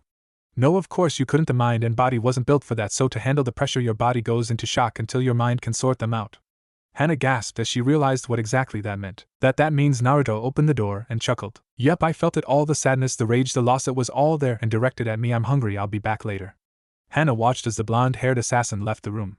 Hana turned to her mother and glared. Mom, tell me, why did Kamuri-san tell me to ask you about the other questions? Tsum glared at her daughter's question. It's nothing you have to worry about, pup. Hana growled at her mother. Bullshit, it doesn't. When someone possesses that much power and hates our clan, I have every right to know. Hana yelled, making her mother glare at her. Now isn't the time nor place to talk about this, pup. Ask me again when we get home and I might tell you. Tsum responded and walked out of the room, leaving her daughter there to steam in anger. Naruto walked down the stairs of the hotel-turned-house and stared at the weirdest sight he's ever seen. There, sitting in front of him, was Inuzuka Kiba, trying to strike up a conversation with Zabuza's apprentice. Letting out a sigh, Naruto walked up behind the feral boy and smacked him in the back of the head. While I do agree we should interrogate the prisoners, I think letting someone who's qualified do it would be the best course of action, dog shit, Naruto said in a condescending tone. Kiba glared at the smoke user and growled out. Are you saying I'm not qualified, Kamuri? Naruto rolled his eyes the dog boy's question. No, Kiba, I think drooling on the floor and humping the poor girl's leg is a completely reasonable way to get information. Now leave unless you want to see someone getting tortured. Kiba's eyes widened at those words. You're going to torture her? Kiba's scream brought everyone running to the room. Naruto glared at the feral boy and ignored everyone who just walked in. You really don't get it, do you, you domesticated little pup? This is the life of a ninja. It's kill or be killed. This isn't like back in that pathetic excuse for an academy where clans and titles rule. This is the real world, Kiba. So if you are just going to get in my way, then leave the fucking room and bring everyone who can't stand to watch with you. Naruto yelled and then turned his back on everyone.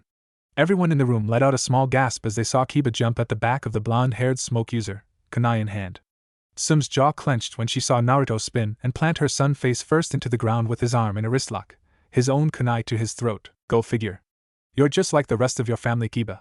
This will be the second time your family has done something that pisses me off enough to get you all banished or killed, but you're lucky I'm not vengeful, Naruto said and let Kiba up, taking the kunai from his grasp as he did so. Throwing the kunai handle first at Tsum, Naruto said, This will be the second time I've let this pass, Inuzuka-sama, don't make it a third. With that, Naruto walked away from the group again and stood in front of the two ex-Kirin. Well now, Zabuza, I must say, while this isn't as amusing as loosing your pants and eyebrows, this is much more productive, I think, Naruto said, making Zabuza growl. I ain't talking, you Kakashi wannabe. The only response Zabuza got was a fist to the side of the face and a blade pressed into his neck. You ever bring that man up again, I'll make sure you wished I was torturing you. Do I make myself clear, you worthless piece of shit? Naruto growled, causing Zabuza to laugh. Oh, got a soft spot there, Phantom. What is the matter, Daddy, taking away your favorite toy?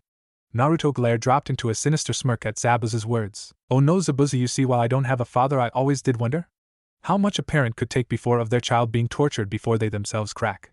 Zabuza glared at the blonde-haired boy's words. Warning, after this Naruto seems very dark and evil. Proceed to next warning if you don't wish to read this part. What are you talking about, to worthless piece of shit? I don't have any kids. Those words made Naruto smile.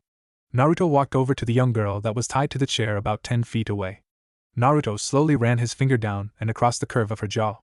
Slowly walking behind the girl, Naruto grabbed her hair and pulled her head back. Slowly running his fingers through her hair, Naruto smiled at Zabuza. Oh, so you're telling me that this little beauty isn't your daughter? Then what is she exactly, Zabu-chan?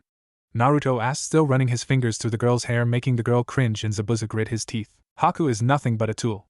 Naruto practically purred at this. Oh, so this gorgeous woman's name is Haku? Pretty name for a pretty girl. A tool, you say? So tell me, Zabuza, would you mind if I borrowed this pretty little tool of yours? I'll return her after I'm done using her, Naruto said, slowly running his fingers over her lips, avoiding when she tried to bite him, causing him to chuckle. Feisty, I'll be sure to break you of that. So Zabuza, can I borrow this tool for a bit? Naruto asked, his intentions perfectly clear in his voice. You bastard! Get your hands off of Haku or I'll tear you anew! Zabuza growled, anger showing clearly on his face. Naruto smirked. Oh, getting angry, Zabu-chan? But why? I thought she was only a tool. Could it be that I was lied to? You know, Zabuza, I don't like being lied to. At his last word, Naruto pulled a paper tag out of his vest and slapped it against the back of Haku's neck, causing the girl to scream. Zabuza's eye widened. What the fuck are you doing to her? Naruto smiled at the demon's words. I told you, Zabuza, I don't like being lied to. Now, instead of me using Haku-chan to fulfill my desires, no, now she's living what it would be like to be gang raped by an entire village. All well, not like it matters, she's just a tool. Naruto said it so nonchalantly that it would seem as if it were an everyday occurrence. Zabuza glared angrily at the blonde-haired boy. Take that tag off her now. I'll fucking kill you. Naruto chuckled and pulled up a chair in front of Zabuza. Flipping it backwards and sliding into the chair, Naruto gave a nice smile. Now then, Zabuza, how about me and you make a deal, huh? You see, I'm a pretty nice guy when I get the truth.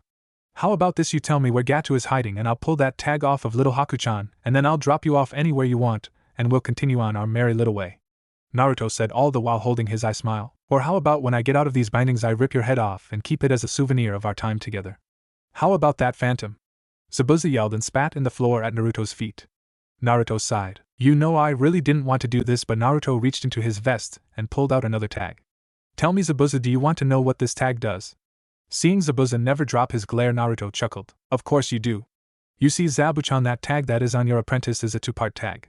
The first part is, as you can see, that she lives through an entire village raping her. The second part, however, is this tag. This tag makes everything she's feeling right now a reality to her. Her body will bleed as the ghosts of an entire village ravage her tight little holes. All you have to do to avoid this, Zabuza, is tell me where Gato is, no? Oh well. Naruto stood from his seat and walked over to Haku. Pulling her hair to the side, Naruto was about to apply the seal on top of the first when he heard, Stop! I'll talk, damn it. That little shit ain't paying me for this. I'll talk, just take that damn tag off of her. Naruto smiled at those words. First tell me, Zabuza. Where is Gato? Naruto asked. The little shit's on the far side of the island. He has about 20 mercenaries with him at all times. That's all I know now, take that damn tag off. Naruto smiled and ripped the tag off of the girl's neck. Haku looked around, and when she spotted Zabuza her eyes widened. Okay, it's done for all you sissies who skipped it. Master Zabuza, you're alive. Thank God. But how I saw them kill you. It was horrible, they tortured you and no matter what I told them they wouldn't stop. Thank God you're okay. Zabuza's and everyone else in the room's eyes widened. You tricked me, you bastard, Zabuza whispered. Naruto cocked his head and looked at Zabuza. Zabuza, I'm a ninja, a trained killer. I lie, cheat, steal, and kill for the profit of my village, so I'm not going to pretend I'm a good guy and that I'm doing the right thing, but I'm not a monster. I detest rape more than anything in this world. I know you better than you might think, so if I find out that you were truthful, then I'll make you an offer that I think you'll like. However, should I find out you lied, then there are localized explosive tags on the backs of your necks. Well, enough said. With that, Naruto walked away from the demon and his apprentice. Once Naruto was out of the room, he leaned against and slid down the wall, crossing his arms over his legs and placed his head in between his legs.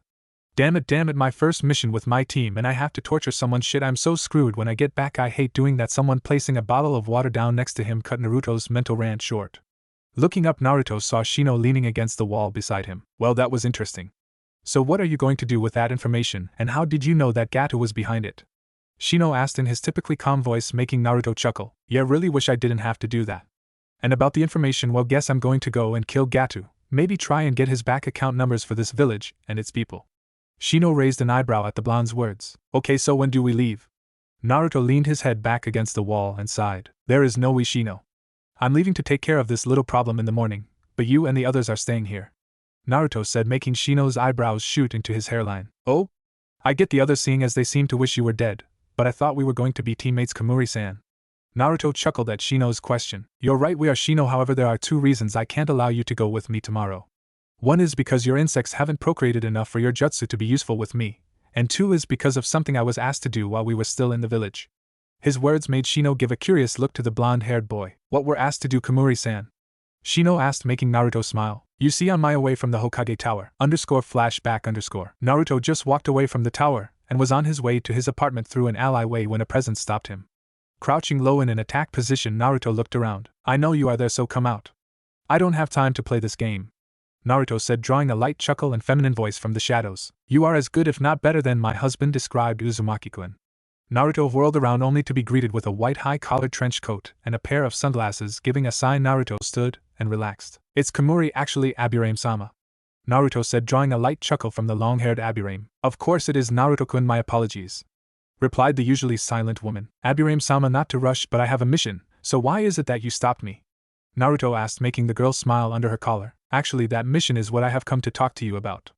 Her words made Naruto raise an eyebrow. Ma'am, if this is about being around your son, then the woman cut the young man off with a simple snort. Don't assume I'm like those foolish villagers, boy. I have no qualms about you being near my son. No, the reason I need to talk to you is the exact opposite. My husband talks a great deal about you, and to get an Aburame to talk a great deal, period, is a big deal.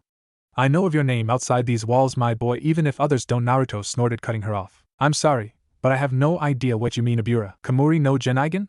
Do you really take me for a fool, boy? The woman cut him off, drawing a glare from the boy. Okay then, Aburame-sama, what is it that you want? The woman smiled slightly at the young man's paranoia. Nothing much. I just want you to promise me something. I know that out there you will face bandits, and maybe a low-level shinobi, so promise me that you'll make sure my little Shino makes it home okay. The woman asked while looking Naruto in the eye. Naruto sighed and turned his back on the woman. I promise. Flashback and _ I then left. So as you can see, Shino, I can't allow you to come with me. Shino blushed slightly at the story. I really wish my mother wouldn't embarrass me like that. That made Naruto laugh and pat Shino on the shoulder. Shino man, don't say stuff like that. Hell, I'd kill for a mother that would embarrass me. Hell, all mine wants to do is. Naruto's single eye widened as those words left his mouth. Shino looked at his blonde-haired teammate and filed that small bit of info away for later. Pushing himself off the wall, Naruto walked up the steps towards his room. As Naruto was about to enter his room, a gruff female voice stopped him. So you plan to go and attack Gata's place alone, do you? What to good for the rest of us just because you have a title amongst the weaker populace? Naruto sighed and turned his head towards the voice. No, Inuzuka-sama, but I feel it would be for the best if I were to do this on my own. Tsum glared at the boy's words. Oh, and why is that, brat? Tsum growled, making Naruto sigh. Fine, if you want to know, come in and we'll talk. With that, Naruto opened the door to his room and walked inside. As Naruto reached the other side of the room and leaned against the wall, Tsum noticed that the boy was standing right next to the window, making sure he wasn't trapped. Okay then, brat, go on ahead and tell me, why wouldn't a jounin be better for this job? Tsum said, sarcasm clearly showing in her voice. Naruto glared at the feral woman. You're right, a jounin would be better. However, because of the way you attack, you would also need Hanasen there, because your attacks aren't meant to attack a lot of people. My attacks are meant to take out a lot of people and cause a panic. The second reason is because while you are a jounin, you aren't certified to torture someone, and if I am to get Gata's bank accounts for this country, then I'll need to torture him. You could make all of us go, but that would be bad because we would leave Zabuza and Haku unguarded. You could send the genin only to take care of it, but let's be honest, I know you'll take offense to this, but Kiba isn't anywhere ready to take a life and Shino is still defenseless while I use my jutsu, so that idea's out. Naruto got cut off by Tsum saying, or you and I could go. Letting Hana guard Zabuza and Haku, and leaves the other two genin out of the way. Naruto glared at the smirk on Tsum's face. Yes, because I trust you oh so much. However, since you pull rank on me, I really don't get a choice in the matter, do I? Naruto said, making Tsum shake her head. Naruto sighed. So be it.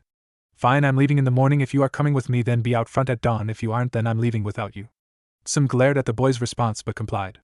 Giving the boy another look, Tsum asked, Hey Brad, how did you know that Zabuza would react like that? The question made Naruto raise an eyebrow. Does it matter? I got the info. Naruto responded, making Tsum growl. This isn't funny, brat. You just played the demon of the bloody mist like he was a fucking fiddle. How did you know how to do that? Naruto sighed and turned to look out the window. Like I said, Inuzuka-sama, this isn't my first time out of the village. It just so happens this also isn't the first time I've had a run-in with Zabuza. Naruto said, making Tsum raise an eyebrow. You mean you ran into Zabuza before? What the hell happened? Naruto chuckled at the feral woman's questioning. It was when I was still in training. Flashback. Naruto crouched hidden in the underbrush watching as Hate fought with the bandaged man. Just as Hate started pushing Zabuza back, Naruto heard a voice from behind him. Sir, there is another presence here. Naruto turned towards the voice to see a red and white fox with a smoke-like tail sitting behind him. The fox stood about the size of a golden retriever but was still completely silent when moving. Where is it located, Enmu? Naruto asked, making the fox grin. About 15 yards to your left. It seems to be a young female. She does have the bandaged man's smell all over her, however. Enmu explained, making Naruto's eyes widened. Has she been? Naruto asked, gaining a negative from the fox. No sir, it seems more of how you smell of the old man or of Hayate-san. Naruto nodded at that response. I see. Like a close friend, Enmu, could you flush her out this way? Enmu nodded at that and disappeared into the underbrush. Naruto waited patiently, watching the fight as Enmu did his part of the job. Naruto cursed as he saw his sickly sensei get caught in some type of strange water bubble. Naruto smirked, however, when he saw a black-haired little girl try and run past him. Grabbing her quickly, Naruto brought a kunai to the girl's throat. You make one sound and I'll end your life now. Do I make myself clear? Naruto whispered, making the girl nod. Naruto started doing one-handed hand signs and said, Katon, Habashiren, fire release, jet flare. As Naruto said those words, a stream of left his mouth and shot towards the bandaged man. Zabuza saw the flames and moved his Kubikiri Hocho in front of him for protection. The last thing he expected, however, was for the flame to spin around his sword and hit him square in the face. Luckily, the fire technique didn't have enough chakra for it to hurt him. However, it did have enough to burn the bandages around his face as well as his eyebrows. Ripping the bandages off of his face, Zabuza stared at who would attack him, only to be surprised to see a small child that was 10 years old at max standing there with a kunai at Haku's throat. Let my sensei go and I'll release the girl. If you don't, however, I'm going to slit the little bitch's throat, Naruto said, moving the kunai closer to the girl. Zabuza smirked at the kid. Go for it, kid, I don't even know the little brat, Zabuza said, making Naruto smirk. Oh really, she smells an awful lot like you for you not to know her, but if you insist on not knowing her then this shouldn't bother you, Naruto responded, and drawing a small amount of blood from the girl's cheek. Zabuza released a small amount of ki, trying to scare the boy, only for him to chuckle. Oh? Getting angry? But I thought you didn't know the girl? Naruto said, making another slash on the girl's cheek. As he saw the boy draw more blood, Zabuza jumped. Breaking the water prison, Zabuza rushed at the blonde kid. Seeing this, Naruto threw Haku at the man and yelled, Katon, end in fire release, flame bombs. Seeing the bombs, Zabuza grabbed Haku and curled his body around the girl. _flashback and _. After I did that jutsu I hit again and allowed hate to finish it up. However, I did remember that he was willing to protect the girl he was with, Naruto said, making Some give him a strange look. Whatever, brat. Like you said, we leave in the morning? With that, Some turned and walked out of the room. Lightly chuckling at her words, Naruto resumed looking out the window. So much for making friends, Hajiji-san? Naruto thought, and then gave a sad chuckle. Next morning, in front of Tazuna's house. Naruto sat in the branches of a tree that stood outside of Tazuna's house. Naruto watched the sun as it slowly peeked its way over the mountains on the small island. Naruto was broken out of its reverence by a gruff voice. So are we leaving or what? Naruto turned towards the voice to see Kuramaru and Some walking out of the house, only wearing the minimum amount of battle gear. That depends who is watching the prisoners, Naruto asked, making Some glare. Hana is why? Some snapped, making Naruto smirk. Because I wouldn't trust your son not to think with his dick long enough to actually guard them, Naruto said while jumping out of the tree and landing on the ground beside the oldest Inuzuka. Some growled at the boy. What was that, brat? Some growled, making Naruto laugh. I said I could decapitate your son and him not lose conscious, thought Inuzuka-sama. Now then, as much as I would love to sit here and see you lose an argument, but seeing as we are on a schedule, I'm afraid that we'll have to wait, Naruto said, and jumped into the tree line again on his way to Gato's place. It took 20 minutes of running before the duo reached the other side of the island, and another 10 minutes to find where Gato's hideout was. When Naruto saw the hideout, he couldn't help but sigh. It seems that Gato has increased his amount of mercenaries since Zabuza's disappearance. Well then, we can do this two ways. One is that I could cover the entire hideout with smoke and take them out while they can't see, or the second and dumber option would be for us to charge in there like morons and just slaughter them, Naruto said, making Some smirk and jump into the clearing housing the hideout. Naruto sighed at the feral woman's actions. Option 2 it is, Naruto said, and jumped into the fray. Naruto summoned his blades to him and jumped into the middle of bandits. With deadly precision, Naruto spun and hit critical points on each of the mercenaries.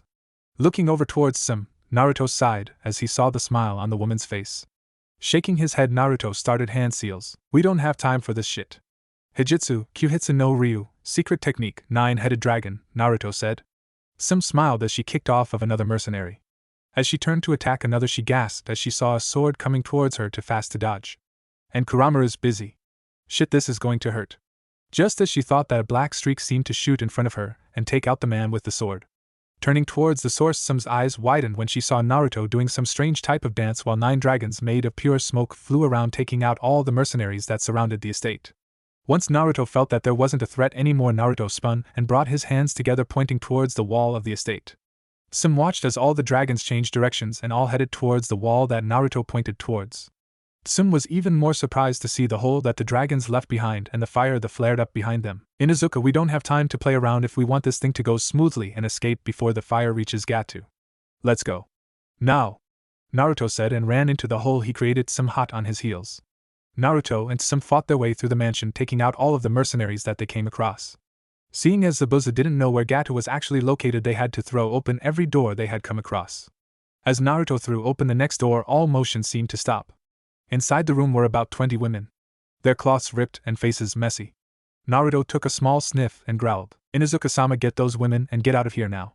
Naruto growled out in a voice that would make the Shinigami piss himself. Some looked at the boy in confusion. What are you talking about? We haven't found Gato yet. I just can't leave. Naruto glared at the women when she said that. Trust me, Inuzuka-sama, you do not want to see what I am about to do to every mercenary in this fucking place. Get these women out of here and then wait for me out there. Some gave him another confused look but decided to trust the boy just this once. Fine, but you'd better be able to deliver, brat. Come on, Kuramaru. Some freed the women and busted a hole in the wall with her Getsuga. As she loaded the last woman onto the back of Kuramura, she turned towards Naruto to see him lifting his headband. You're using another technique that your eye possesses, aren't you? Am I going to have to carry you back to the clients? Naruto cocked his head, showing some his blue chakra eye that was slowly starting to turn red one swirl at a time. No, just don't stand in my way and expect a lot of blood. Now get out of here so that I can activate it. Tsum glared when she saw the red chakra in his eye but complied and left to guard the women. As Naruto saw Tsum leave, he turned forward to see a lot of the mercenaries gather to stop them. Naruto smiled evilly at the small army. Good you are here. Just makes killing you easier. At his final word, Naruto's usually blue chakra eye turned solid red. As the eye started to change, Naruto's hair grew wilder and grew claws on his hands. Unnoticed by everyone due to his mask, his whisker marks grew deeper, and his canines grew longer and sharper. You have helped oppress an entire country. You have broken the hearts and wills of those people in this country. But most unforgivable of all, you have taken the innocence of those women. You think you have power in numbers. You think I'm trapped in here with you. But the truth is you are trapped in here with me and no one can escape the phantom. As Naruto finished his speech, the final blue swirl in his eye changed red and he charged into the crowd. Blood and carnage flew everywhere as Naruto tore limbs from their owners' bodies. The sight was a massacre. The bodies of the mercenaries riddled the halls of the estate as Naruto tore through the halls in search of anything more to kill. Naruto tore through the mansion. All life was destroyed in his wake. When Naruto tore into Gato's office, his eye finally returned to being blue.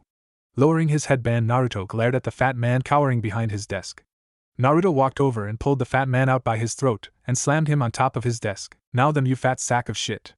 You and I are going to have a talk. Outside with Tsum. Tsum was on edge.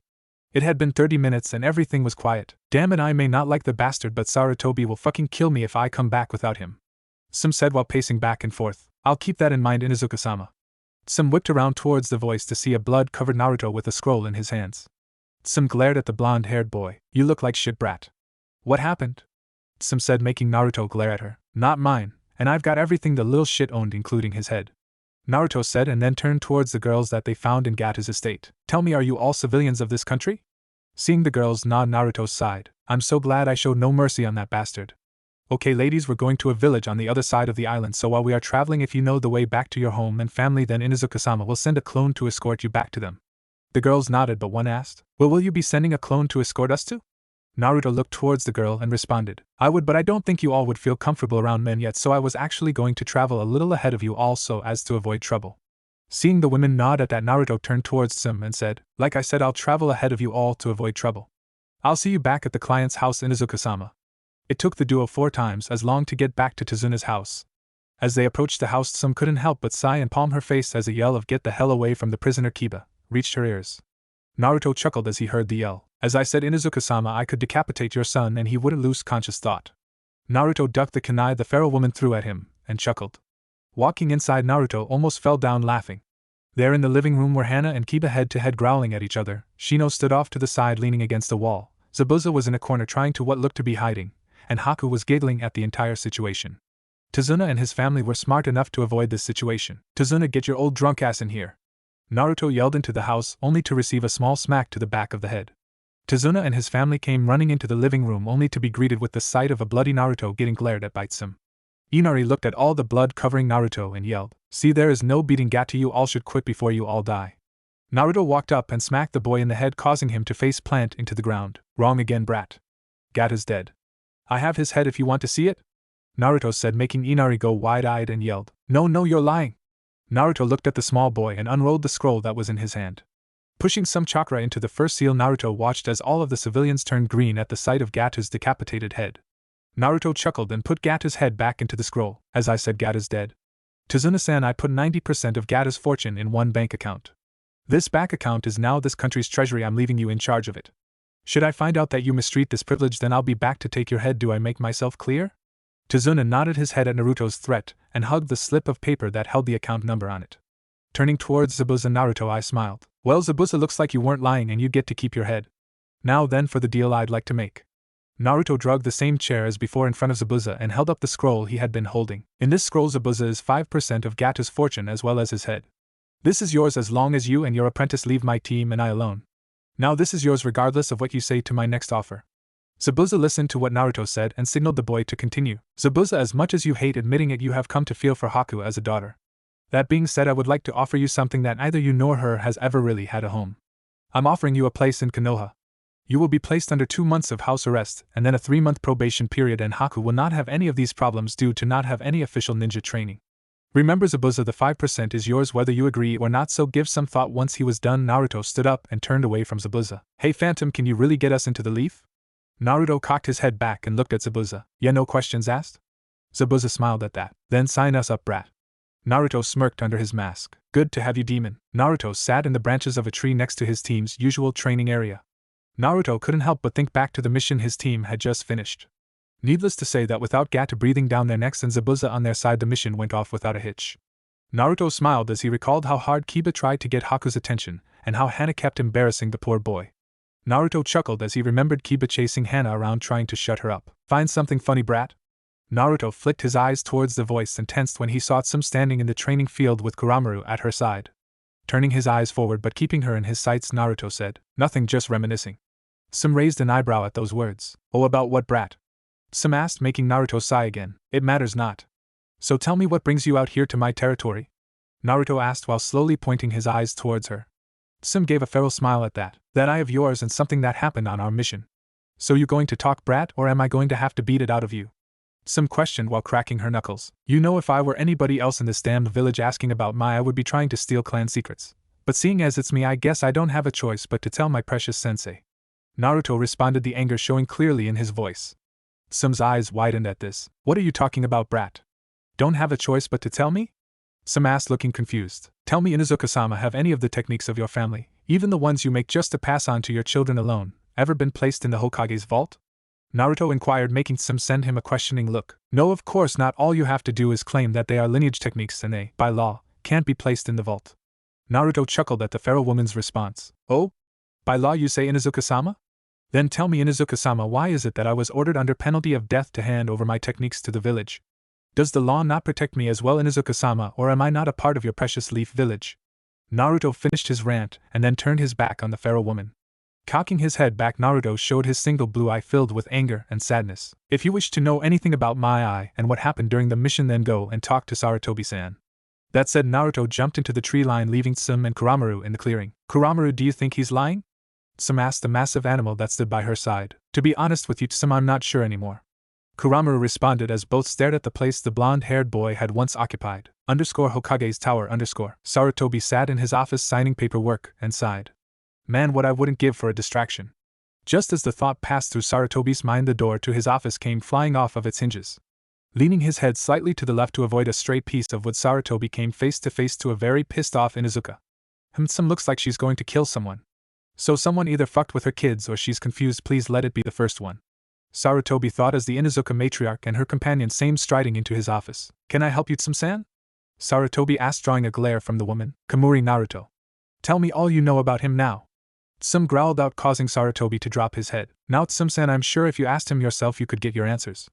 This response only drew a harsher glare from the feral woman. No, it doesn't, Sarutobi-sama. I swear the boy doesn't make any sense. First it's that damn eye of his. Then I swear I saw the demon fox while we were on our C-rank mission. He tortured someone, Sarutobi. He's a fucking genin, he shouldn't know how to do that. Then he says that all the techniques he made, he claims that he was forced to put all his techniques in your vault. It doesn't make any damn sense, Sarutobi. Sarutobi watched as Tsum ranted and gathered all the information he could. Okay then, Tsum-san, how about we start slow? What is it that you want to know about the young Kamuri? Sarutobi asked, making Tsum give a small sigh of relief. Okay then, how about we start with the technique thing? Is it true that he had to give up all his techniques? Tsum asked, drawing a dark look from Sarutobi. I'm afraid it is true, Tsum-san. Any technique that Naruto creates will be recorded and placed into the Hokage vault. Hearing this, Tsum growled. Why? Tsum asked, making Sarutobi sigh. The council said that they couldn't be labeled as clan or lineage techniques because one person isn't a clan. Sarutobi's response made Tsum growl deeply in her throat. That's bullshit. I know that one-eyed bastard's Raikiri isn't in there, so why are the brats? Sarutobi felt a tear roll down his face at her question. Because the council feels that Kakashi has a chance of having children to pass his techniques onto. To directly quote my old teammate, no decent girl would ever touch the one-eyed demon brat, Sarutobi said, making all the sound in the room stop. Damn it. It may have been the brat's fault that Kita is dead, but to steal from a child, Sarutobi. Not even I would stoop that low. Sarutobi steeled himself at her words but tried to push forward. Yes, I know, but my hands are tied until he has children. So on to your next question, Tsum-san? Tsum glared at the man's words but complied. Alright then, his eye, what does it do? How does it work? Some asked, making Sarutobi give a small shake of his head. Naruto-kun's eye is a strange mixture of his own natural healing, the Kyuubi's chakra, and healing chakra. You see, on the boy's 7th birthday he had an attack on him. Although the attack lasted 3 hours, the only wound we found on him was his missing eye. When we rushed him back to the hospital, where I had my most trusted physician look at the boy. As the medic Nin tried to stop the bleeding from the poor boy's eye socket, the Kyuubi's chakra was trying to regrow the eye the boy had lost. The two chakras were conflicting, however, thus activating the boy's natural healing ability. The boy's body kicked in to stop the conflict. The body, not seeing any other choice, trapped the two chakras into the boy's eye socket to not allow the conflicting chakras to travel elsewhere. Now then, on to what the eye can do. You see, Naruto's eye, or the Geneigen, phantom eye, as some have come to call it, has the ability to take energy from other beings and store it into the eye socket. The eye's power all depends on the amount of energy absorbed into the socket. So far I know that Naruto has absorbed 4 energies. Blue chakra. With this, Naruto has the ability to become one with his elements. This is how Naruto becomes a god in his Kiri no Senka technique. The drawback to this is the chakra consumption is huge even for a Jinchuriki. Yellow killing intent. With this, Naruto could drag any one emotion that someone else has felt for you and push it through your body at one time. The drawback to this is that Naruto must feel the same emotions that the opponent does. Green Eye, healing chakra. With this, Naruto has the ability to drag the souls back from the pits of hell. The drawback to this is time off of Naruto's own life and the pain the patient felt when dying. Red Yokai. This is the chakra that Naruto stole from the demon fox. With this, Naruto's strength, speed, and reflexes all increase 100-fold. However, the drawback is that Naruto is in a rage while this is happening. That is all I know of Naruto-kun's eye. If you want to know more, then you will have to ask him yourself. Sarutobi said, making some look at the floor and growl. Turning her back, some started towards but stopped in the doorway and cocked her head. You know, Sarutobi, I may not like the brat, hell, I hate the little shit, but he did say something to me that had to get me thinking. Does the law not protect me as well, Inuzuka-sama, or am I not a part of your precious leaf village? Those were the words he said to me before he left today and sent me to you. Just thought you should know that. With that said, Some walked out of the Hokage's office, leaving the older ninja alone with his thoughts. As Sarutobi stared at the space that the older Inuzuka had occupied, he glared deeply. No, you are part of the Leaf Village, Naruto-kun, and it's about time I started acting like it. Sarutobi stood from his seat. Umbu.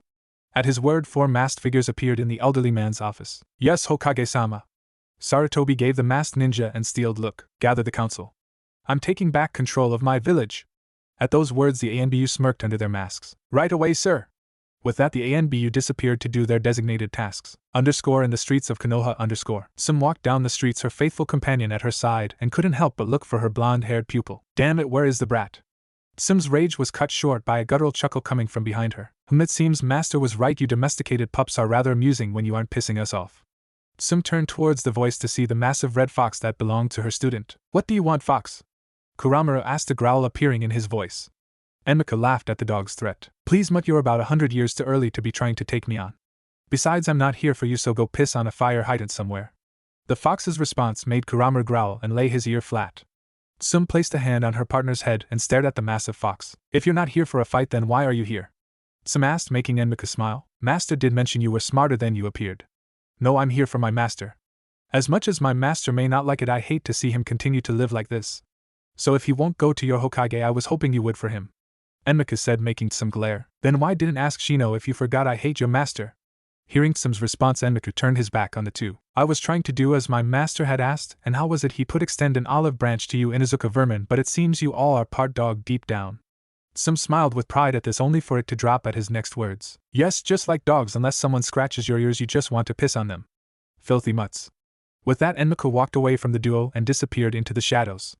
Sum growled at the fox's words and turned and ran towards her clan compound. Next morning, Hokage Mountain. Naruto sat on top of the fort's head, staring as the sun slowly started to make its way over the tops of the trees. Naruto smiled under his mask as he saw the rays of light strike the hidden leaf and seemed to set it aflame. This is a shining example of the will of fire, Heian-Byu-san, Naruto said, and cocked his head to look at the rabbit-masked ninja. I believe it is Kamuri-san, but I'm not here for pleasantries. No, the Hokage has a mission for you and your team. The ANBU said, making Naruto smile. Thank you for telling me, I'll be there shortly. Naruto said, making the ANBU nod and disappear. Naruto turned back to the sunrise and smiled. Hokage's office. Where the fuck is he? Kiba yelled, only to get face planted into the ground. Kiba, behave, we are in front of the Hokage and his guest. Hana admonished, making her little brother glare at her. I don't care, Hana, that little shit should have been here half an hour ago. The Hokage chuckled at the boy's words. As Hana was about to apologize for her brother's actions, Sarutobi cut her off. No, Inuzuka-san, he is right, Naruto-kun should have been here a half an hour ago. A light wispy chuckle made its way into the ears of all those present. Yes, but you should have known better than to interrupt me while I was watching the sun rise, Hokage-san. Everyone in the room turned towards a dark corner of the room to see Kamuri Naruto leaning against the wall. Sarutobi chuckled. Oh Naruto-kun, what if it was important? Naruto chuckled at the old man's question. Then you wouldn't have sent Rabbit to get me? You know how easily that man gets distracted. Naruto said, making Sarutobi laugh. True, now then Team 10, I have a very important mission for you. You are to escort these 4 around the village for their first day here. As Sarutobi said this, a snort resounded through the office. I know my way around, old man. This isn't the first time I've been here. Everyone turned towards the voice to see a woman in her late 30s, early 40s with waist-length red hair and jade-green eyes. Standing behind the woman were 4 children about 13 in age. The first one was a boy standing at about 5'4" with straight black hair and brown eyes. The boy wore a long-sleeved turtleneck shirt and khaki shorts. The next one was a girl. She had her brown hair spiked in the back and bangs covering one eye. She was wearing a loose-fitting sweater and blue jeans that were taped at the ends. The final person was also a girl that looked suspiciously like the older woman, but instead of green eyes she had cerulean eyes staring out from behind her red hair. Sarutobi smiled at the woman. Yes, Kushina, I know you used to live here, but this is simply protocol. Kushina rolled her eyes at the old man's words. So old man, who do we have leading us around here? Kushina asked, causing Sarutobi to lose all semblance of a smile. Kushina, you are going to be led around by Inuzuka Tsum, Inuzuka Hana, Inuzuka Kiba, and Shino Aburame. Kushina nodded at the old man's words and then turned her eyes onto the blonde-haired smoke user. What about him? Kushina asked, making Naruto roll his eye. Sarutobi gave a sigh. Kushina, this is Kamuri Naruto. Formerly known as Uzumaki Naruto, your son. At those words the temperature of the room seemed to drop 30 degrees. Team 10 watched as the 2 redheads gave Naruto evil glares. Naruto looked at the 2 that were glaring at him. You know, for being the wife and daughter of the 4th Hokage, you aren't all that scary. Naruto said, making the glare increase in intensity. Watch what you say, demon! The younger redhead yelled, making Naruto laugh. Sarutobi glared at the girl. Kushina, control your daughter. Sarutobi yelled, making Kushina look at him and making Naruto laugh harder. Ah, it's cute the little girl thinks she knows what a demon looks like. Let me tell you something, little girl, you know nothing of demons, so don't speak lest you lose your tongue. Naruto said, making the young redhead grit her teeth and pull a kunai. I'll fucking kill you for taking my brother's form, you demon. The girl said, making Naruto smirk beneath his mask and touch his forehead protector. Oh, is that a fact, little girl? Then tell me, are you prepared to face your phantoms? Naruto asked and slowly started to raise his forehead protector. Naruto, that's enough. Sarutobi yelled, making Naruto chuckle and lower his forehead protector back down and said, so be it, Sarutobi. Naruto turned his back on the group. Are we going? Some of us have better things to do than lead little children around on a leash. Naruto said, making the 4 people grit their teeth. The voice of the Hokage stopped Naruto from leaving the office. Naruto! Cocking his head back, Naruto raised an eyebrow. Yeah, old man? Sarutobi smiled at the informal response and held up a scroll. Naruto's eyes widened. My jutsu? What of them? Sarutobi gave a light laugh at the question and then spun the scroll to show the boy the small tag on it. From here on in, any jutsu that you come up with is your own and does not belong to this village. If you choose to make a clan, then so be it, however it is not for this village to dictate. That being said, Sarutobi threw the scroll into the air. Naruto smiled as he saw the scroll catch fire. Turning back around, Naruto fought back tears. Thank you, Hokage-sama, Naruto said and then walked out of the office. As the Hokage watched the blonde-haired boy walk out of the office, he looked around at all the other people in his office. If I were you, I would go after your student, Sarutobi said, making all of Team 10 nod and rush out the door, followed closely by their charges. Outside the Hokage Tower. Naruto smirked as he saw his team come rushing out of the Hokage Tower and stop right in front of him. Kiba glared at the blonde boy and yelled, Damn it, Kamuri! First you're a half an hour late, then we're told that you are related to the 4th, and now you're running off on your own. What the fuck, man? Naruto glared at the boy. Kiba, shut up, he clearly doesn't want to talk about it, Hana said, making Kide give his sister an incredulous look. Are you serious? Why wouldn't he want to talk about it? I mean, he's the son of the 4th, and he found his long-lost mother and sister. Why wouldn't you want to talk about it? Kiba yelled, making everyone in the group look at him, and 2 people from their group of charges glare at him. Naruto turned his back on the group and said, Let's get one thing straight, Kiba. I'm an orphan. My parents and any siblings I had died in the Kyuubi attack. There is nothing more than that. Kiba stared at the back of the blonde head. But what about this time? It was his mother that stopped him. Kiba, I think it's best you dropped it. Kiba looked at his mother but complied. As Team 10 lead the group through the streets of Konoha, a member of the team was talking to each of the members of the group they were escorting. After about 20 minutes of walking, the brown-haired girl couldn't hold it in anymore. Hey, you blonde! Naruto cocked his head towards the girl and raised an eyebrow. Yes? The girl smiled at his response. Yeah, dog boy doesn't seem to know, so what are you hiding under your headband? The girl asked or ordered.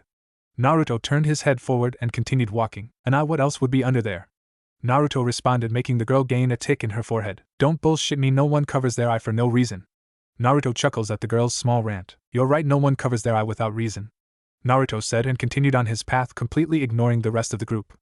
The brown-haired girl stormed up to the boy and grabbed his shoulder. Don't ignore me. What's the reason you cover your eye? Is it like Sharingan no Kakashi? What does it do? How did you lose your eye? What? Naruto cut the girl's questions short with a glacial glare. Unless you want to lose that arm, you'll remove your hand from my shoulder. Do I make myself clear? Naruto said in an ice-like voice that sent shivers down everyone's spines. The brown-haired girl jerked her hand back away from his shoulder, making Naruto smirk under his mask. Now then, as for your questions. I keep it covered because I don't have a reason for it to be uncovered. No, I didn't steal it like that Kakashi bastard. I'm not going to tell you what it does. Now, how I lost my eye, now that's an interesting story. A story of anger and pain, a story where the strongest man in this village was brought to tears. You see, it all started on October 10th, 6 years ago. Flashback. Naruto ran down the streets trying to avoid the riot of people that he knew was hot on his heels. Damn it! I knew I shouldn't have come out today. Shit, I'm so screwed. Naruto mumbled to himself as he took a left down another alley. Naruto couldn't help but gasp when he heard a howl followed by a cheer from the group that was chasing him. Damn it, they have dogs. There's no hiding now, just got to make it to the tower before they find me. Just as those words left Naruto's mouth, 4 kunai landed in front of him. Turning away from the weapons, Naruto came face to face with the crowd. As the crowd advanced, Naruto dropped into a fetal position, trying to stop any damage to his face. Naruto felt it, every punch, every kick. Naruto screamed as he felt the ninja start to get involved. He cried as he felt the kunai penetrate his kidneys. Naruto opened his eyes in shock, however, when he felt himself being pried out of the fetal position. Looking up, Naruto gasped as the last thing he saw was 2 glowing golden eyes glaring into his own. Flashback and . You know, it's funny how everyone perceives Kages as these strong protective beings. Yet because of that, I know a simple way in which to make the strongest man in this village cry. Naruto finished his story, making everyone except 2 go wide-eyed while the 2 redheads glared daggers at the one-eyed boy. What do you mean? The brunette asked, making Naruto smile. It's rather simple, really. Take one 7-year-old, rip out his eye and shove him in an alley while he sings to himself. Kiba looked up at this. Sing to himself? What would he be singing? Naruto smirked under his mask at Kiba's words and started walking away. Happy birthday to me. Happy birthday to me, happy birthday to me. It has been 3 days since Naruto told his team and their charges about how he got his eye, and now he was feeling pretty damn good. It was now noon and that annoying little brat of Kushina's hasn't bothered him once. Taking a look behind him, Naruto let out a sigh. Konohamaru rocks aren't symmetric, nor do they have eye holes. As Naruto said this, a slight explosion went off. As the smoke cleared, there stood 3 small children. The one in the middle smiled at the blonde. Hey boss, you said you would play and teach us today. Konohamaru yelled, making Naruto chuckle. Turning to face them and crouching down, Naruto laid his hand on the boy's head. So I did. Tell you what, was all Naruto got out before he was cut off. What corrupting little children now, demon? Naruto inwardly groaned at the voice. Cocking his head to the side, Naruto glared at the red-haired girl that stood behind him. Why don't you play in a ditch somewhere, little girl, and leave the adults to talk? Naruto said, making the redhead grit her teeth in anger. The younger redhead was about to respond when the young boy's voice asked, Hey boss, is she or you know? Konohamaru asked while sticking up his pinky. The redhead glared at the boy and said, Watch what you say, brat, or I'll. As she took a threatening step towards the group, she was met with a pitch-black blade at her neck. Looking up at the owner, she found herself looking into a glacier-like eye. I'd watch how you tread here, Namikaze.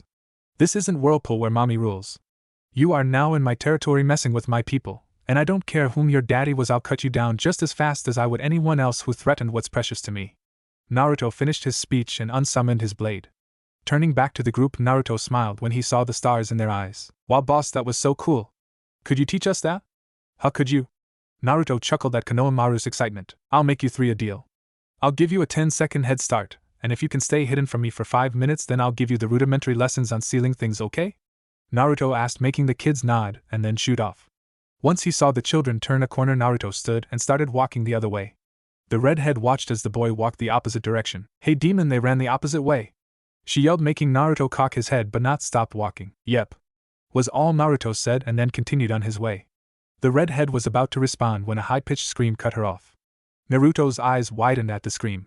Turning around, Naruto shot towards the direction the kids were running earlier, the redhead hot on his heels. Once Naruto turned into the alley the 3 kids ran down, he stopped. There, standing in the middle of the alley, was a boy who looked a little older than Naruto. He was wearing what appeared to be a cat costume and face paint, but what Naruto noticed was that he holding Konohamaru. Feeling someone pulling on his pants leg, Naruto looked down to see Miyogi and Udon looking up at him. Boss, you've got to help Kokuin, Miyogi said, making Naruto smile at the girl. Looking back at the boy, Naruto glared as he saw him about to hit Konohamaru. If you finish that motion, you will be going home without a head, Sunanin. Naruto's voice cut through the mind of the costume-wearing Sunanin, making him stop his arm just before he hit the little kid. The costume-wearing Nin growled. Great, more weaklings, he said, making Naruto chuckle. You're the one picking on a 7-year-old, and I'm the weakling? I don't think so. Now then, why don't you put Konohamaru down before I make you live to regret it? Naruto said, making the Sunanin grin. Why don't you make me tree hugger? The Sunanin said, making Naruto sigh. You know, it could be the fact that you're dumb enough to threaten the Hokage's grandson. Or the fact of that short little shit in the tree thinks he can hide from me. Or maybe it's the blonde-haired beauty behind you is looking more at the annoying redhead behind me than she is me. But something about you really pisses me off. At Naruto's last words, he seemed to disappear. Reappearing inside the Sunanin's guard, Naruto broke his hold on Konohamaru and kicked the Nin into the air. Setting Konohamaru onto the ground, Naruto jumped up after the Nin. Once Naruto reached him, the Nin watched as he lashed out with a kick to the kidneys. The Nin braced himself for pain, only to see Naruto's foot seem to phase through his body. Flipping over, Naruto went for a kick to his ribs and phased his foot through the Nin's body again. As a final attack, Naruto gave an axe kick to the boy's head, once again phasing his foot as it was about to hit. The Sunanin landed on his feet and looked over to see a smug-looking blonde, a confused redhead, and 3 confused children hiding behind the blonde. Need trick blonde, but what was that supposed to do? The Nin asked. Naruto smiled and looked at Konohamaru. Tell me, Konohamaru, what was the first lesson I gave you and your friends? Naruto asked, making the little kid look up in confusion. You said to always look beyond what you see. You said that if there are 2 blue lines drawn on a paper, then there is always a white line made. You said that if you can make your opponent only see the blue lines but miss the white, then you could win every time. Naruto smiled at the boy's response. That's right, Konohamaru, and you are about to get a lesson in that right now. Hijitsu, Chibura Kamuri, secret technique, second-hand smoke. At Naruto's last words, everyone gasped as they saw the Sunanin being tossed into the air again. Everyone watched as the Sunanin seemed to be struck in the kidneys, ribs, and then sent into the ground with a strike to the head. The blonde-haired girl behind the costume-wearing Nin yelled, Kankuro, are you alright? Naruto raised an eyebrow as he saw the newly dubbed Kankuro step out of the smoke, blood dripping from his mouth and nose. As he reached for the object on his back, a cold, emotionless voice cut him off. Kankuro, stop. You are an embarrassment to our village, and if you continue, I'll kill you. Naruto turned towards the voice and said, So the short little shit finally decides to talk, does he? I'm impressed. A small swirl of sand appeared in front of the 2 Sunanin, and out of it stepped a short red-haired child. Naruto rolled his eye at the sight and turned his back on the Nin. As Naruto was about to walk away, he was stopped by the same emotionless voice. You, what is your name? Naruto was about to respond when he was beaten to it. I'm Namikaze Aiko, the redhead at Naruto's side said with a smirk. The red-haired Sunanin glared at the girl. Not you, him. Naruto cocked his head back and looking into the redhead's eyes. Kamuri, Naruto.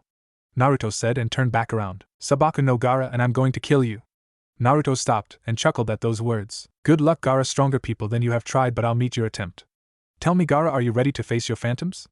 Naruto asked and then continued on his way, ignoring the looks the other people were throwing him. Next morning training grounds. As Naruto sat relaxing in the branches of a tree, he couldn't help but smile when he heard the familiar buzzing sound of his high-collared friend. Hello, Shino. You're early? Naruto said, looking at the trench coat-wearing lad that stood leaning against the tree he sat in. I had a run-in with the young Namikaze earlier, Shino said, making Naruto raise an eyebrow. Oh, and how did that turn out? Naruto asked, making Shino look up. As long as you were not brought up, she was rather pleasant, Shino said, making Naruto chuckle. Jumping down, Naruto laid a hand on the bug user's shoulder. I'd watch it, Shino, you keep talking like that, and I think you like the young Namikaze, Naruto said, and then walking towards the center of the training field. Unknown to Shino, Naruto did catch the slight blush that appeared on the boy's face. Naruto thought and turned towards the bug user. So how is the new colony coming along? Naruto asked, making Shino push off the tree and take a step towards the blonde. It is full and they have already started working on one to add to the main Aburame hive, Shino said, making Naruto smirk under his mask. That's good. Now then, I'm going to assume that you have 1 regular Kikai colony and 1 Kamuri Kikai colony, am I correct? Naruto asked, getting a nod from Shino. Yes, you are correct, Kamuri-san, Shino replied, making Naruto smile. Good, have you checked your chakra pool lately? Naruto questioned, making Shino raise an eyebrow. You know as well as anyone, Kamuri-san, that the chakra pool of an Aburame is almost non-existent due to the Kikai, so why should I check it? Naruto chuckled at that. Shino, for once just humor me, Naruto said, gaining a confused look from Shino. Very well. Shino decided to listen to the boy and tried to channel some chakra. As he held the ram's seal, Shino couldn't help but gasp as he saw the blue outline that showed around him. Ripping his hands apart, he stared at Naruto in confusion. But how? The Kikai eat all the chakra? Naruto chuckled at that. You are right, normally the Kikai of your clan do eat all of your chakra. However, for that reason exactly is the reason that your bugs could never survive my smoke. Naruto said. Elaborate for me, Kamuri-san, as I don't quite understand. Shino said. As Naruto was about to continue, another voice entered their ears. Yes, I would like to know why my son has excess chakra now as well, Kamuri-san. Both boys turned their heads to see two high-collared faces walking out of the forest. Mother? Father? What is it that brings you here? Shino asked, making the female Aburame chuckle. Well, son, as your father said, we are curious as to why our son suddenly has an excess of chakra. So, Kamuri-san, would you care to explain? The woman asked, making Naruto chuckle. Gladly, Aburame-sama. You see, Shino, the reason that my smoke, or any smoke, really kills your bugs, is because the toxins in the smoke get to your bugs' intestines and kills them. You see, because your bugs feed on pure chakra, they have never had any type of toxin in their intestines. So when I realized this, I had to make sure that the Kikai that Shino used were used to the toxins that smoke or poison created. I knew of only two ways to do this. Either I poison Shino's chakra supply, which could end up killing him, or I try and alter the Kikai he works with. So when I found the Kikai that Shino placed onto me, I used the same seal I used on Enmu to change the physiology of his partners. Now, unlike the Kikai who eat pure chakra, the Kamuri Kikai eat the toxins that the body produces. Since Shino now has only one colony of Kikai that eat chakra, he now has an excess of chakra. Naruto explained, getting a nod from the Aburame family. I see, thank you for that. Now then, Shino, it seems you are going to be the first in our clan to ever have 3 colonies, so now then let's, should be said, only to get cut off by Naruto. If I may, Aburame-sama, I don't think you should get Shino another colony. Naruto said, making Shibi slightly angry. What are you talking about, boy? If he doesn't get another colony, then he won't have enough Kikai to again. The blonde cut off Shibi. Actually, Aburame-sama, that isn't true. You see, when I changed the physiology of Shino's Kikai, I not only changed its ability to eat chakra. Shino, if you would please, only using the Kamuri Kikai, tell them to devour that tree. Naruto said, gaining a confused look from the Aburame. Kamuri-san, my bugs are useless against almost anything that isn't mammal. Naruto rolled his eye at this response. Shino, damn it, humor me and do it. Naruto said, making the Aburame give him a confused look. Shino raised his right hand that held his Kamuri colony, and aimed it towards the tree. Devour. With that simple command, a mass of solid black beetles flew from the boy's sleeves and onto the target. The Aburame watched as steam started to rise from the tree, and a small hissing sound was heard. The clan's eyes widened as they saw where the colony of insects had gathered was slowly burning and melting. Like your Kikai can suck the chakra from another opponent, mine does the exact opposite and spits the concentrated form of the toxins at the opponent, causing them a mass amount of pain. Now, Shino, do me a favor and create an insect clone. Naruto explained and smiled as he saw the boy start to do hand seals. Hijutsu, Kikai Bunshin, secret technique, bug clone, Shino said and finished his jutsu. His family's eyes widened as they saw the Kamuri Kikai as well as some of the regular Kikai form into an exact replica of Shino. Naruto smiled as he saw the surprised look on the Aburame's faces. As you can see, the Kamuri Kikai have no problem adapting to the jutsu your family uses. And one better, as Naruto said and threw a kunai at the bug clone. As the clone exploded, the Aburame raised an eyebrow. So what, it's just like every other time it is struck? Shibi said, making Naruto chuckle. Is it? Look at the kunai. The 3 Aburame turned to look at the kunai only to see a smoldering pile of metal. Whipping back around, Shibi asked. How? Naruto chuckled. Just like your Kikai swarm and attack the enemy after being struck, the Kamuri Kikai cling to the target as they are struck and start to secrete their toxins upon contact. Naruto said, making Shibi nod his head in understanding. Okay, so Shino could still do all of his techniques, so why wouldn't getting another hive be better? Mrs. Aburame asked, making Naruto smile. I'm not saying that getting another hive would be bad or anything. Hell, if Shino wanted to be eating something almost continuously, then he could get another hive of Kamuri Kikai. But all I'm saying is that the Aburame clan is deadly enough as it is with 2 hives of your Kikai, and maybe Shino would like the opportunity to learn some jutsu besides his clans.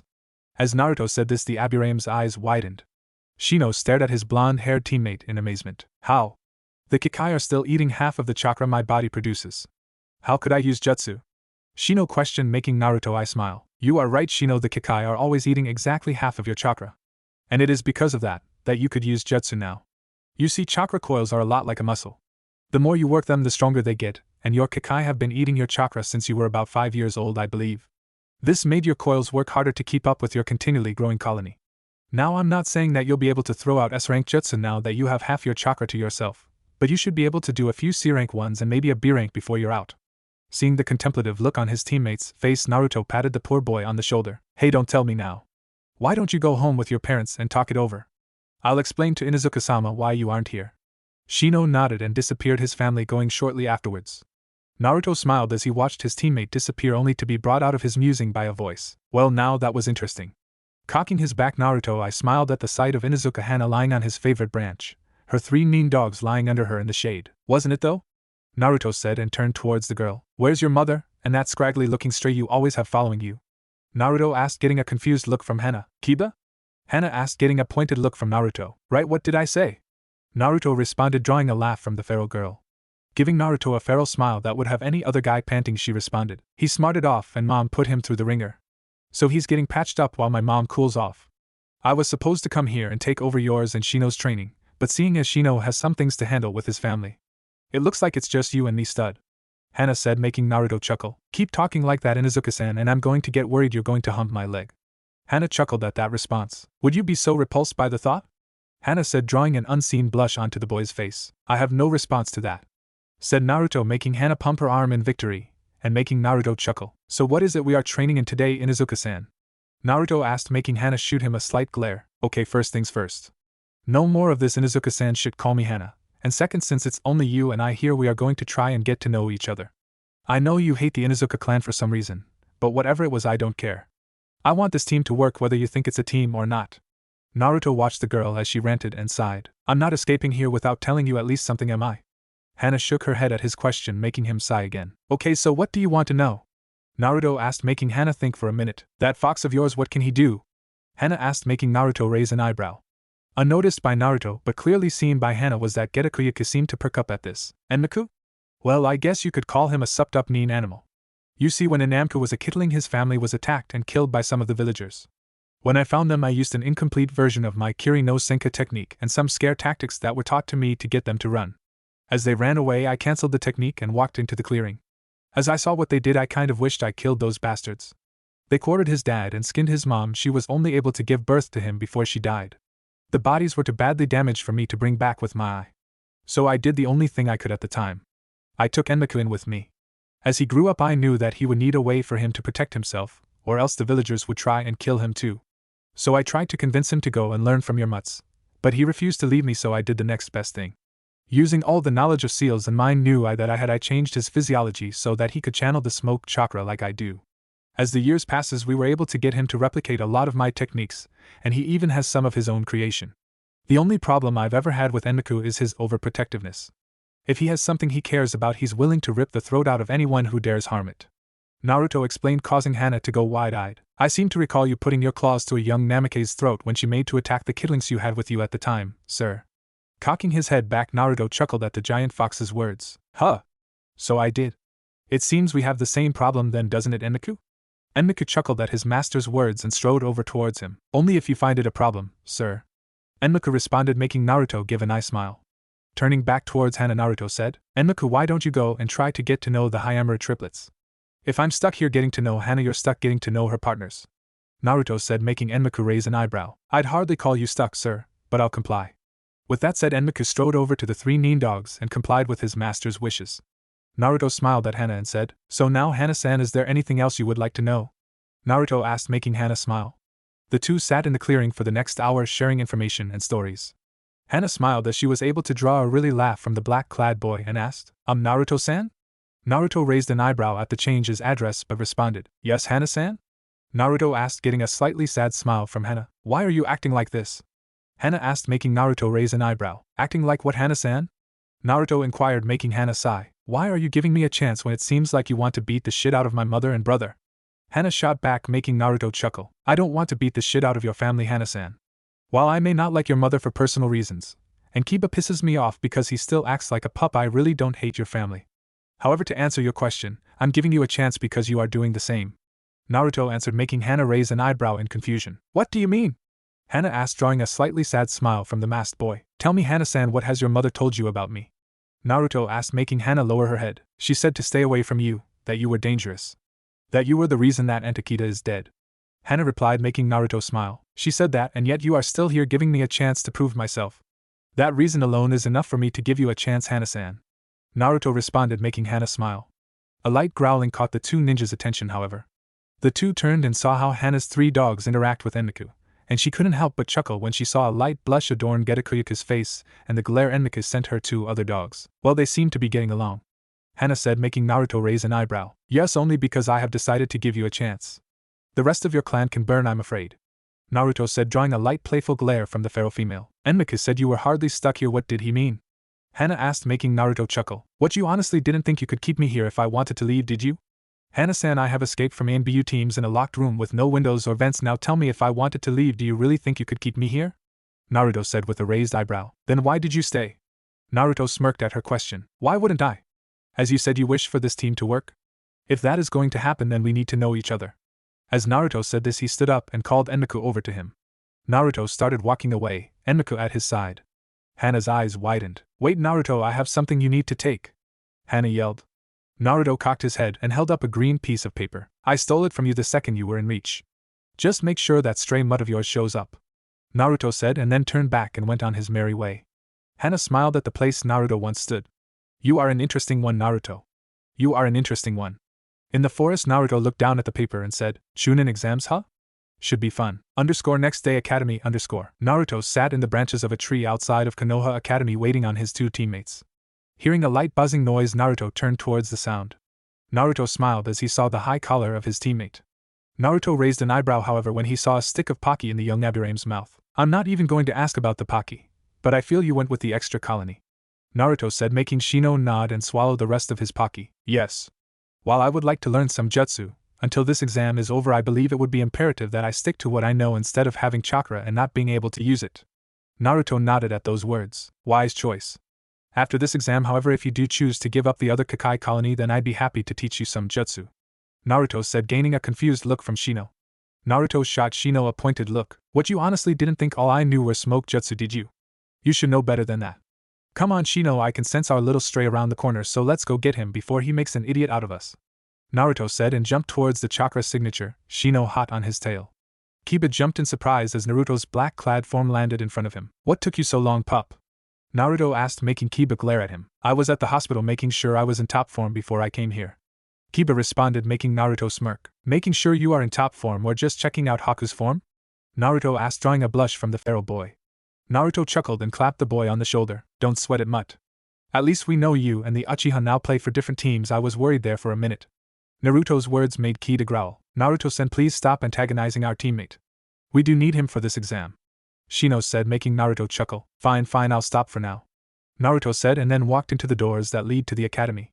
As Team 10 walked up the first flight of stairs, they came across a crowd of people, and an annoyingly familiar voice say, Drop the genjutsu, we are going to the next floor. Naruto sighed as he heard the chicken asked Uchiha say this. Shino, remind me first chance I get to kill that little shit. Naruto said, making Shino nod. The team continued on ignoring the Uchiha as he got his ass kicked by some weird dude in a green leotard. At the door to the exam, some met them. The matriarch of the Inuzuka clan smiled at the group. Good, you all made it. I was kind of worried someone would chicken out. Some said, drawing a small smile from two of the three boys. Looking at Naruto, some raised an eyebrow. You look so happy to be here, brat. What's scared?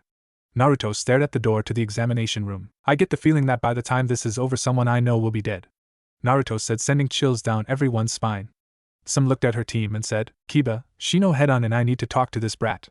The two boys nodded and stepped into the room, leaving Tsum and Naruto in the hallway alone. Brat, I hate you, Tsum said, making Naruto chuckle. You aren't alone in that. If all you want to do is wish me death, then I have places to be. Naruto said, drawing a sigh from the feral woman. I hate you, but you are stronger than probably anyone else in that room. And I know after all I've put you through I have no right to ask this, but Naruto cut her off before she could finish. Then don't. While I don't hate you, I'm not fond of you either. Hell, if I were a vengeful person I would wish death on you and your entire clan. Tsum's head dropped slightly at this. But I'll keep your son safe. Tsum's eyes widened as he said that. Naruto turned away from the woman and walked into the room. Tsum stood there in the hall staring at the place that was once occupied by the blonde and let a small tear escape her eye. Thank you was the last thing she said before she disappeared in a puff of smoke. Examination room. As Naruto walked into the room, he was assaulted by a mass of killing intent. Giving out a chuckle, Naruto matched the KI with his own. Naruto rolled his eyes as he saw some of the genin shy away from him. Walking up to his team, he stopped as he heard his name being said. Kamuri Naruto, formerly known as Uzumaki Naruto. Tokubetsu Genin. His abilities in Kenjutsu, Ninjutsu, and Funinjutsu are off the charts. He seems to have something wrong with his eye that he keeps under his forehead protector. It says the eye has the ability to a blade pressed against his throat cut off the silver-haired Genin that was speaking. And what do those cards say about you, I wonder? Would they say thief for sneaking into the Hokage's records where the only information on my eye is held? Would it say that someone whose chakra levels are as high as yours and who has this ability to get said info isn't a Chunin yet? I suggest you hand me that deck of cards, kid, before you find your head rolling around on the floor. Naruto said, scaring everyone who was listening. The silver-haired genin handed the boy the deck of cards only to receive a swift kick to the head. I'd watch for you give info on next time, thief. I might not be vengeful, but others don't have that problem. Isn't that right, short shit? Naruto said, making Gaara release a blast of ki in his direction. Everyone turned when they heard a door come slamming open. No fighting during this test, brats. A scarred man yelled, scaring a few of the Chunin hopefuls. Alright, brats, take your seats, and I'll explain the rules. Rule 1, no talking. Rule 2, if you get caught cheating, then you lose 2 points. If any one of you reaches 0 points, then your entire team is disqualified. You have 40 minutes, and then I'll give you the 10th question. Naruto kicked his feet up on the desk and watched as everyone else cheated his or her way through the test. Naruto smiled as he saw Shino get the answers from one of his insects. He chuckled internally as he saw Akamura running around peeking at people's answers only to return them to Kiba. Naruto glared, however, when he saw the Uchiha copying the movements of the person in front of him with his Sharingan. Really, Uchiha? The burning red eyes aren't a dead giveaway you're cheating? Naruto thought to himself and sighed. After about 15 minutes, the scarred man approached Naruto. What's the matter, brat? Can't answer any of the questions? The scared man said, making Naruto smile. Now why would I need to do that, Ibiki, torture and interrogation specialist, when I already have the answer to every part of this exam? Naruto said, making Ibiki raise an eyebrow. Oh really, brat? Ibiki said in a menacing tone. Naruto chuckled at the stupid scare tactic. Reaching into his vest, Naruto pulled out a scroll and handed it to Ibiki. Ibiki took the scroll and unrolled it. As Ibiki read the scroll, his eyes widened. At the bottom he saw in perfect script, "Well, Ibiki, is this good enough for information gathering?" Rolling back up the scroll, Ibiki glared at the boy and chuckled lightly. Good move, boy, was all he said, and turned away from Naruto, making him smile beneath his mask. Naruto relaxed for the next 25 minutes until he heard, "Alright, maggots, it's time for the 10th question," and a little changing of the rules. From here on in, if you go for the next question and you don't get it, then you'll never be allowed to move past the rank of genin. So any of those who wish to drop out, you can try again next time. Naruto sighed as he saw team after team fall for the trick and walk out of the room. After about 10 minutes, everyone stopped raising their hands, leaving the rookie 12, Whirlpool's team, Sound's team, 2 teams from grass, 3 from mist, and 2 sand teams. Just as Ibiki was about to start, a ball came crashing through the window. 2 kunai stuck into a wall and showed a banner that said, "The Sexy and Single Mitarashi Anko." The ball unfolded in the air to see a purple-haired woman wearing a trench coat and fishnet, and not much else. Naruto looked at the woman and smirked. "Sexy definitely, but no way you're single," Naruto said, gaining a laugh from the girl. "I'd watch it, brat, big mouths like you are usually the first to die." Just as Anko finished saying that, she flung a kunai at Naruto. Naruto tilted his head to the left, slightly avoiding the kunai. Anko appeared behind the boy, catching her kunai and placing it at his neck. "And that is why you die?" Naruto chuckled at her words and asked, "Really?" Anko raised an eyebrow at his question until she felt the light tapping of something against her back. Looking back, Anko laughed to see a kunai in the boy's hand, and it was lightly tapping her in the back right above the kidney. "Ha, I like you, kid. Alright, maggots, let's go. By the time I'm done with you, you'll be at least cut in half. 20 minutes later, Forest of Death. Alright, maggots, sign these waivers and come up here." Anko yelled as the genin landed in the clearing outside the forest. One ninja from Mist raised his hand. "Waivers?" Anko looked at the boy and gave a menacing smirk. "That's right, waivers. People die in this mission, and we don't want Leaf to be held accountable." The genin nodded at the explanation. Aiko gave Naruto a menacing smirk. "You hear that? Demon killing is allowed in this exam. You know what that means?" the girl said, making Naruto chuckle. "I don't know, you'll finally get your sick necrophilia kick?" Naruto responded, making Aiko grit her teeth. "No, it means I get to kill you without having problems from your village," the girl said through her teeth. Naruto rolled his eye at that. "As I told Gar, stronger ninja than you have tried, but if it makes you feel any better, I'll pretend to be scared of you." Naruto threw back and grabbed a scroll off the table. Walking back towards his team, Shino raised an eyebrow at Naruto's good mood. Seeing the expression, Naruto chuckled. "I just put the Namikaze brat back in her place," Naruto said, making Shino shake his head. Hearing the buzzer, all the teams shot into the forest. Shino ran beside Naruto and asked, "So what is the plan?" Naruto turned to Kiba to see him looking at him expectantly as well. "I would have to assume the first thing we do is get a heaven scroll, and then I want to go hunting." Kiba and Shino shared a confused look at the blonde's words. "Hunting?" Shino asked, making Naruto nod. "Yes, hunting. Something doesn't sit right with me on the silver-haired boy that I took those cards from," Naruto said, making his teammates nod. "Yeah, Akumura said he smelled more powerful than Hana," Kiba said, confirming Naruto's thoughts. "Despite her rank, Hana is easily Jounin level. So when we attack this team, we'll remove his teammates first, and then go after him as a team." "Kiba, did you pick that mask up like I told you to?" Naruto asked, making Kiba smile and nod. "Good, because when the time comes I'll probably have to go all out." His two teammates nodded, making Naruto focus on the objective at hand. Hokage's office.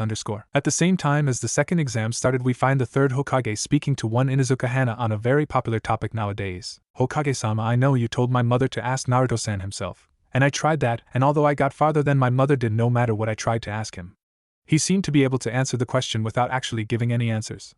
Hana said, making Sarutobi smile. Yes, Naruto-kun has that ability, I'm afraid.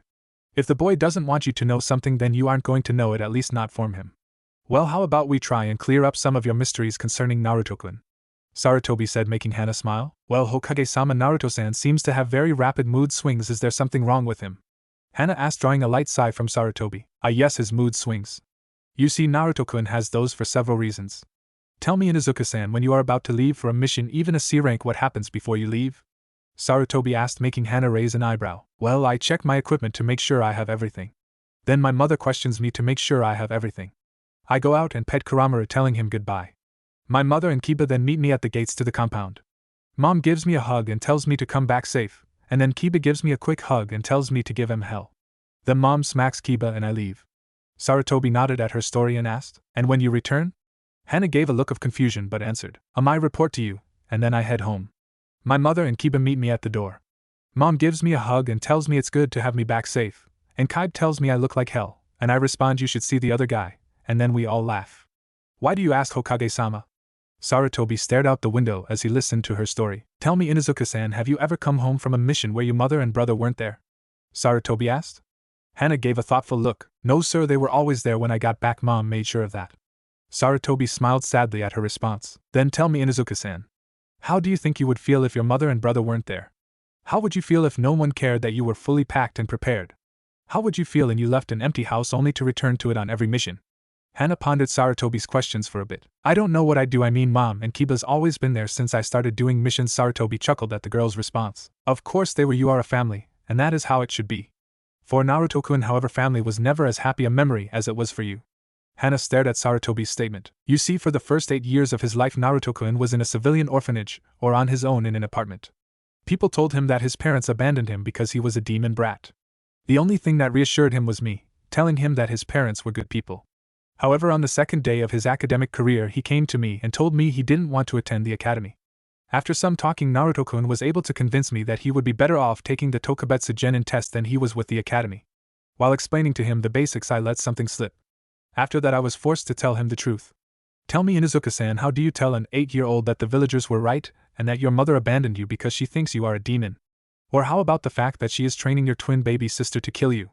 Lately, Naruto-kun has confided in me that after he was first told that he would sometimes come home expecting to be attacked by the same woman who gave him life. Naruto-kun has never really had any human contact in his life, so being forced to interact with your family, whom he dislikes, on a daily basis, it has forced his emotions to the limits. Hana stared slack-jawed at his story. So Naruto-san has mood swings like that because he doesn't know how to react to us? Hana asked, making Sarutobi nod. Partially correct. You see, while Naruto does have mood swings due to your family, and the arrival of Kushina and her daughter, he does over-exaggerate it. Hana's eyes widened at this news and she yelled, Why? Why would he over-exaggerate it? Sarutobi gave a sad smile and said, To keep people away from him. Hana gasped at that. Why? Hana said, not being able to force any more out. When Naruto was younger, he always tried to make friends. However, every friend he made was always ripped away from him, leaving Naruto alone and hurt. 2 of those times stood out vividly in the little boy's mind. The first was a friend he made on his first day at the academy. He and his friend hit it off really well. They had a lot in common. His friend had invited him over for lunch, and he was so excited. As he arrived, however, all he was met with was hatred from his new friend's mother. The next day at the academy, his friend came in hurt, and wouldn't even acknowledge that he existed. The second time was after Naruto-kun started his training. He had a sensei by the name of Gekko Hate. This man was Naruto-kun's kenjutsu teacher, as well as the closest thing to a brother Naruto-kun had ever had. Whenever Hate had a C-rank mission, he would let Naruto-kun tag along and fight alongside him. Hate had been there for Naruto-kun's first kill. He had been there when Naruto-kun first became Kamuri no Geneigen. He had been there for Naruto-kun's first kiss by one of the girls they freed. He was Naruto-kun's best friend. So when Hate started talking about one Miss Yuzuki Yugao, Naruto-kun was naturally curious as to why the girl wouldn't date Hate. So one day Naruto-kun followed her.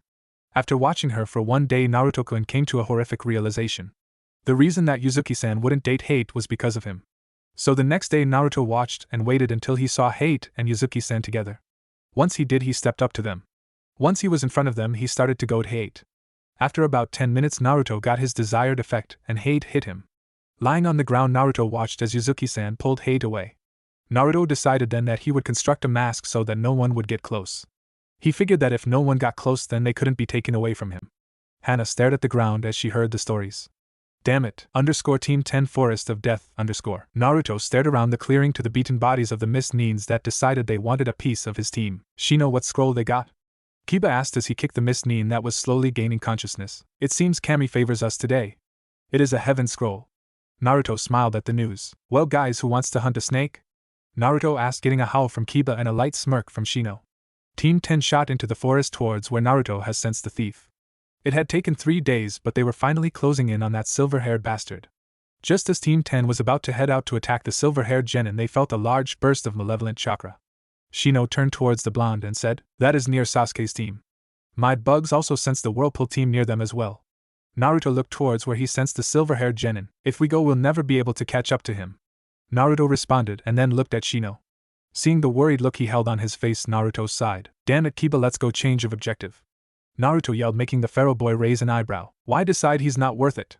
Kiba asked, making Naruto shake his head. "Nope, we're going to go save Shino's wannabe girlfriend," was all Naruto said, and jumped off towards the pulse of malevolent chakra. It took 30 minutes of straight travel to reach the site of the churka. What they saw pissed Shino off beyond any reason. There in the clearing was 2 knocked out whirlpool Nin. Sasuke stood off the side, strange flame-like tattoos adorning his face, Aiko pinned between his body and a tree. "You're the daughter of the 4th. You would birth strong children for the Uchiha," Sasuke said, his voice holding a menacing quality. Just as Sasuke leaned in towards the girl, a voice cut through the clearing. "You will release Namikaze-san immediately." Sasuke turned towards the voice and glared when he saw Shino standing there in the clearing. "I do what he says, ass fag. I've never seen Shino mad or any other emotion really. So I'd watch where you tread." Sasuke turned his gaze to the new voice and growled, "Kamuri!" Naruto smirked when he heard his name. "Yes, but your fight isn't with me today, Sasuke," Naruto said and pointed to Shino, who was unbuttoning his sleeves. "Release her Uchiha or you will not walk away from here unscathed," Shino said, making Sasuke smirk. "So bug boy, you really think you can take me and my new power?" Sasuke asked, making Shino raise his right arm. "You continue to ignore me, Uchiha." "Devour," Shino said, releasing the swarm tiny black beetles. Sasuke threw the red-haired Namikaze to the side and started doing hand seals. "Kaitun, Hausenka, fire release, mystical fire flower," Sasuke yelled, shooting out multiple blasts of fire. Sasuke's eyes widened as he saw the beetles shoot right through the fireballs and continue towards him. Sasuke jumped to the side only for the beetles to follow him. Aiko watched as Shino controlled the mass of insects with small waves of his hand. "How? My mom told me that the biggest weakness that the Aburame hold is to fire?" Aiko asked, gaining a light chuckle from beside her. Turning towards the sound, Aiko saw the smiling face of Inuzuka Kiba. "Your mother's information would normally be right, but even though she gave birth to him, she doesn't know Kamuri very well," Kiba said, making Aiko growl. "What do you mean? What does that demon have to do with this?" Aiko said through gritted teeth. "From the first day this team was made, Kamuri somehow knew our weaknesses. He knew Shino was weak against fire, and he knew that I was brash and would rush into things head first. I don't know how he did it, but over the last 2 months we've been a team. Kamuri has been able to take those weaknesses and almost smother them. Now Shino's bugs don't have a problem with fire, and hell, soon he'll be able to use jutsu, all because of Kamuri. So while you may think of him as a demon, I'm afraid I'd have to disagree," Kiba said, his eyes not once leaving the fight. Aiko glared at the pharaoh boy. "You have no idea what you're talking about," Aiko said, making Kiba chuckle. "Don't I? According to the Hokage, the only reason that my family wasn't shamed was because of Kamuri. You, whom has never even spoken to him, is calling him a demon. You know, as much as I love my mother, when it comes to Kamuri, she is just like you, so I know what it's like for a parent to tell you to stay away from someone. But you know, eventually you have to stop being a pup and start walking on your own. Just give it some thought. Shino's about to win." At those last words, Kiba walked away and Shino's bugs latched onto Sasuke and secreted their toxin onto the boy's skin. "Ah, my hand!" Sasuke yelled as the insect's toxin slowly started to burn his hand. Shino recalled his insects and turned away from the Uchiha. "I warned you, Uchiha, that you wouldn't leave here unscathed. Should you ever touch Namikaze-san again, you will not get off so lucky." With that, Shino walked up to the young redhead and asked, "Are you alright?"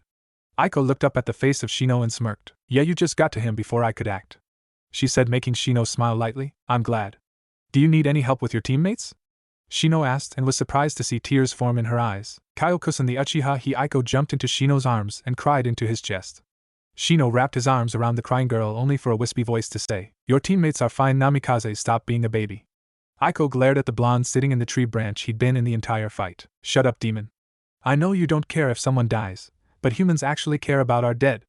Aiko yelled, making Naruto stare off into space. Who will bury you when you die? Naruto mumbled to himself, making Kiba give him a funny look. What was that, demon? Aiko's yell broke Naruto out of his thoughts. It matters not, and besides your teammate is alive, Naruto said and threw a rock at her dead teammate. Hearing him groan, Aiko's eyes widened. Kyo? Kyo, are you alive? Hearing him groan again, Aiko jumped from Shino's arms and ran towards her teammate. Shino watched all of this, suddenly missing the warmth her body provided. Shino, let's go, we still need to make it to the tower, Naruto said, making Shino nod and follow the boy out of the clearing. My insects say that they smell your blood. Kamuri-san, are you harmed? Shino asked, making Naruto chuckle. No, just a stray kunai nicked me, Naruto responded, making Shino raise an eyebrow. Kamuri doesn't get hit, let alone by someone like the Uchiha. 2 days later, Tower Arena. All the Chunin hopefuls stood in arena floor staring at the stage that held the Hokage. Congratulations to all those who have made it this far. I would first like to say that I am proud of how strong each of you are. However, I'm sorry to say that we still have far too many to continue, so we are going to have some preliminary matches. Okay, these matches are going. An oddly sickly voice cut the Hokage off. I'm sorry, Hokage-sama, but I think it would be best if I took over the explanation from now on, Hate said, making the older man smile. Yes, of course, continue, Sarutobi said, stepping back and allowing the sickly ninja to continue. Now then, is there anyone who would like to forfeit? Hate asked. At this, the silver-haired genin from the first exam raised his hand. I'm afraid that I just don't have the chakra for it, he said. Just as Hate was going to declare it office, a light airy chuckle stopped him. Oh? Not enough chakra, you say? Tell me, thief, what type of techniques do you use that a Jounin-level chakra pool isn't enough? Everyone turned towards the voice to see Naruto leaning against the back wall with his arms crossed. The silver-haired genin smiled at Naruto and responded.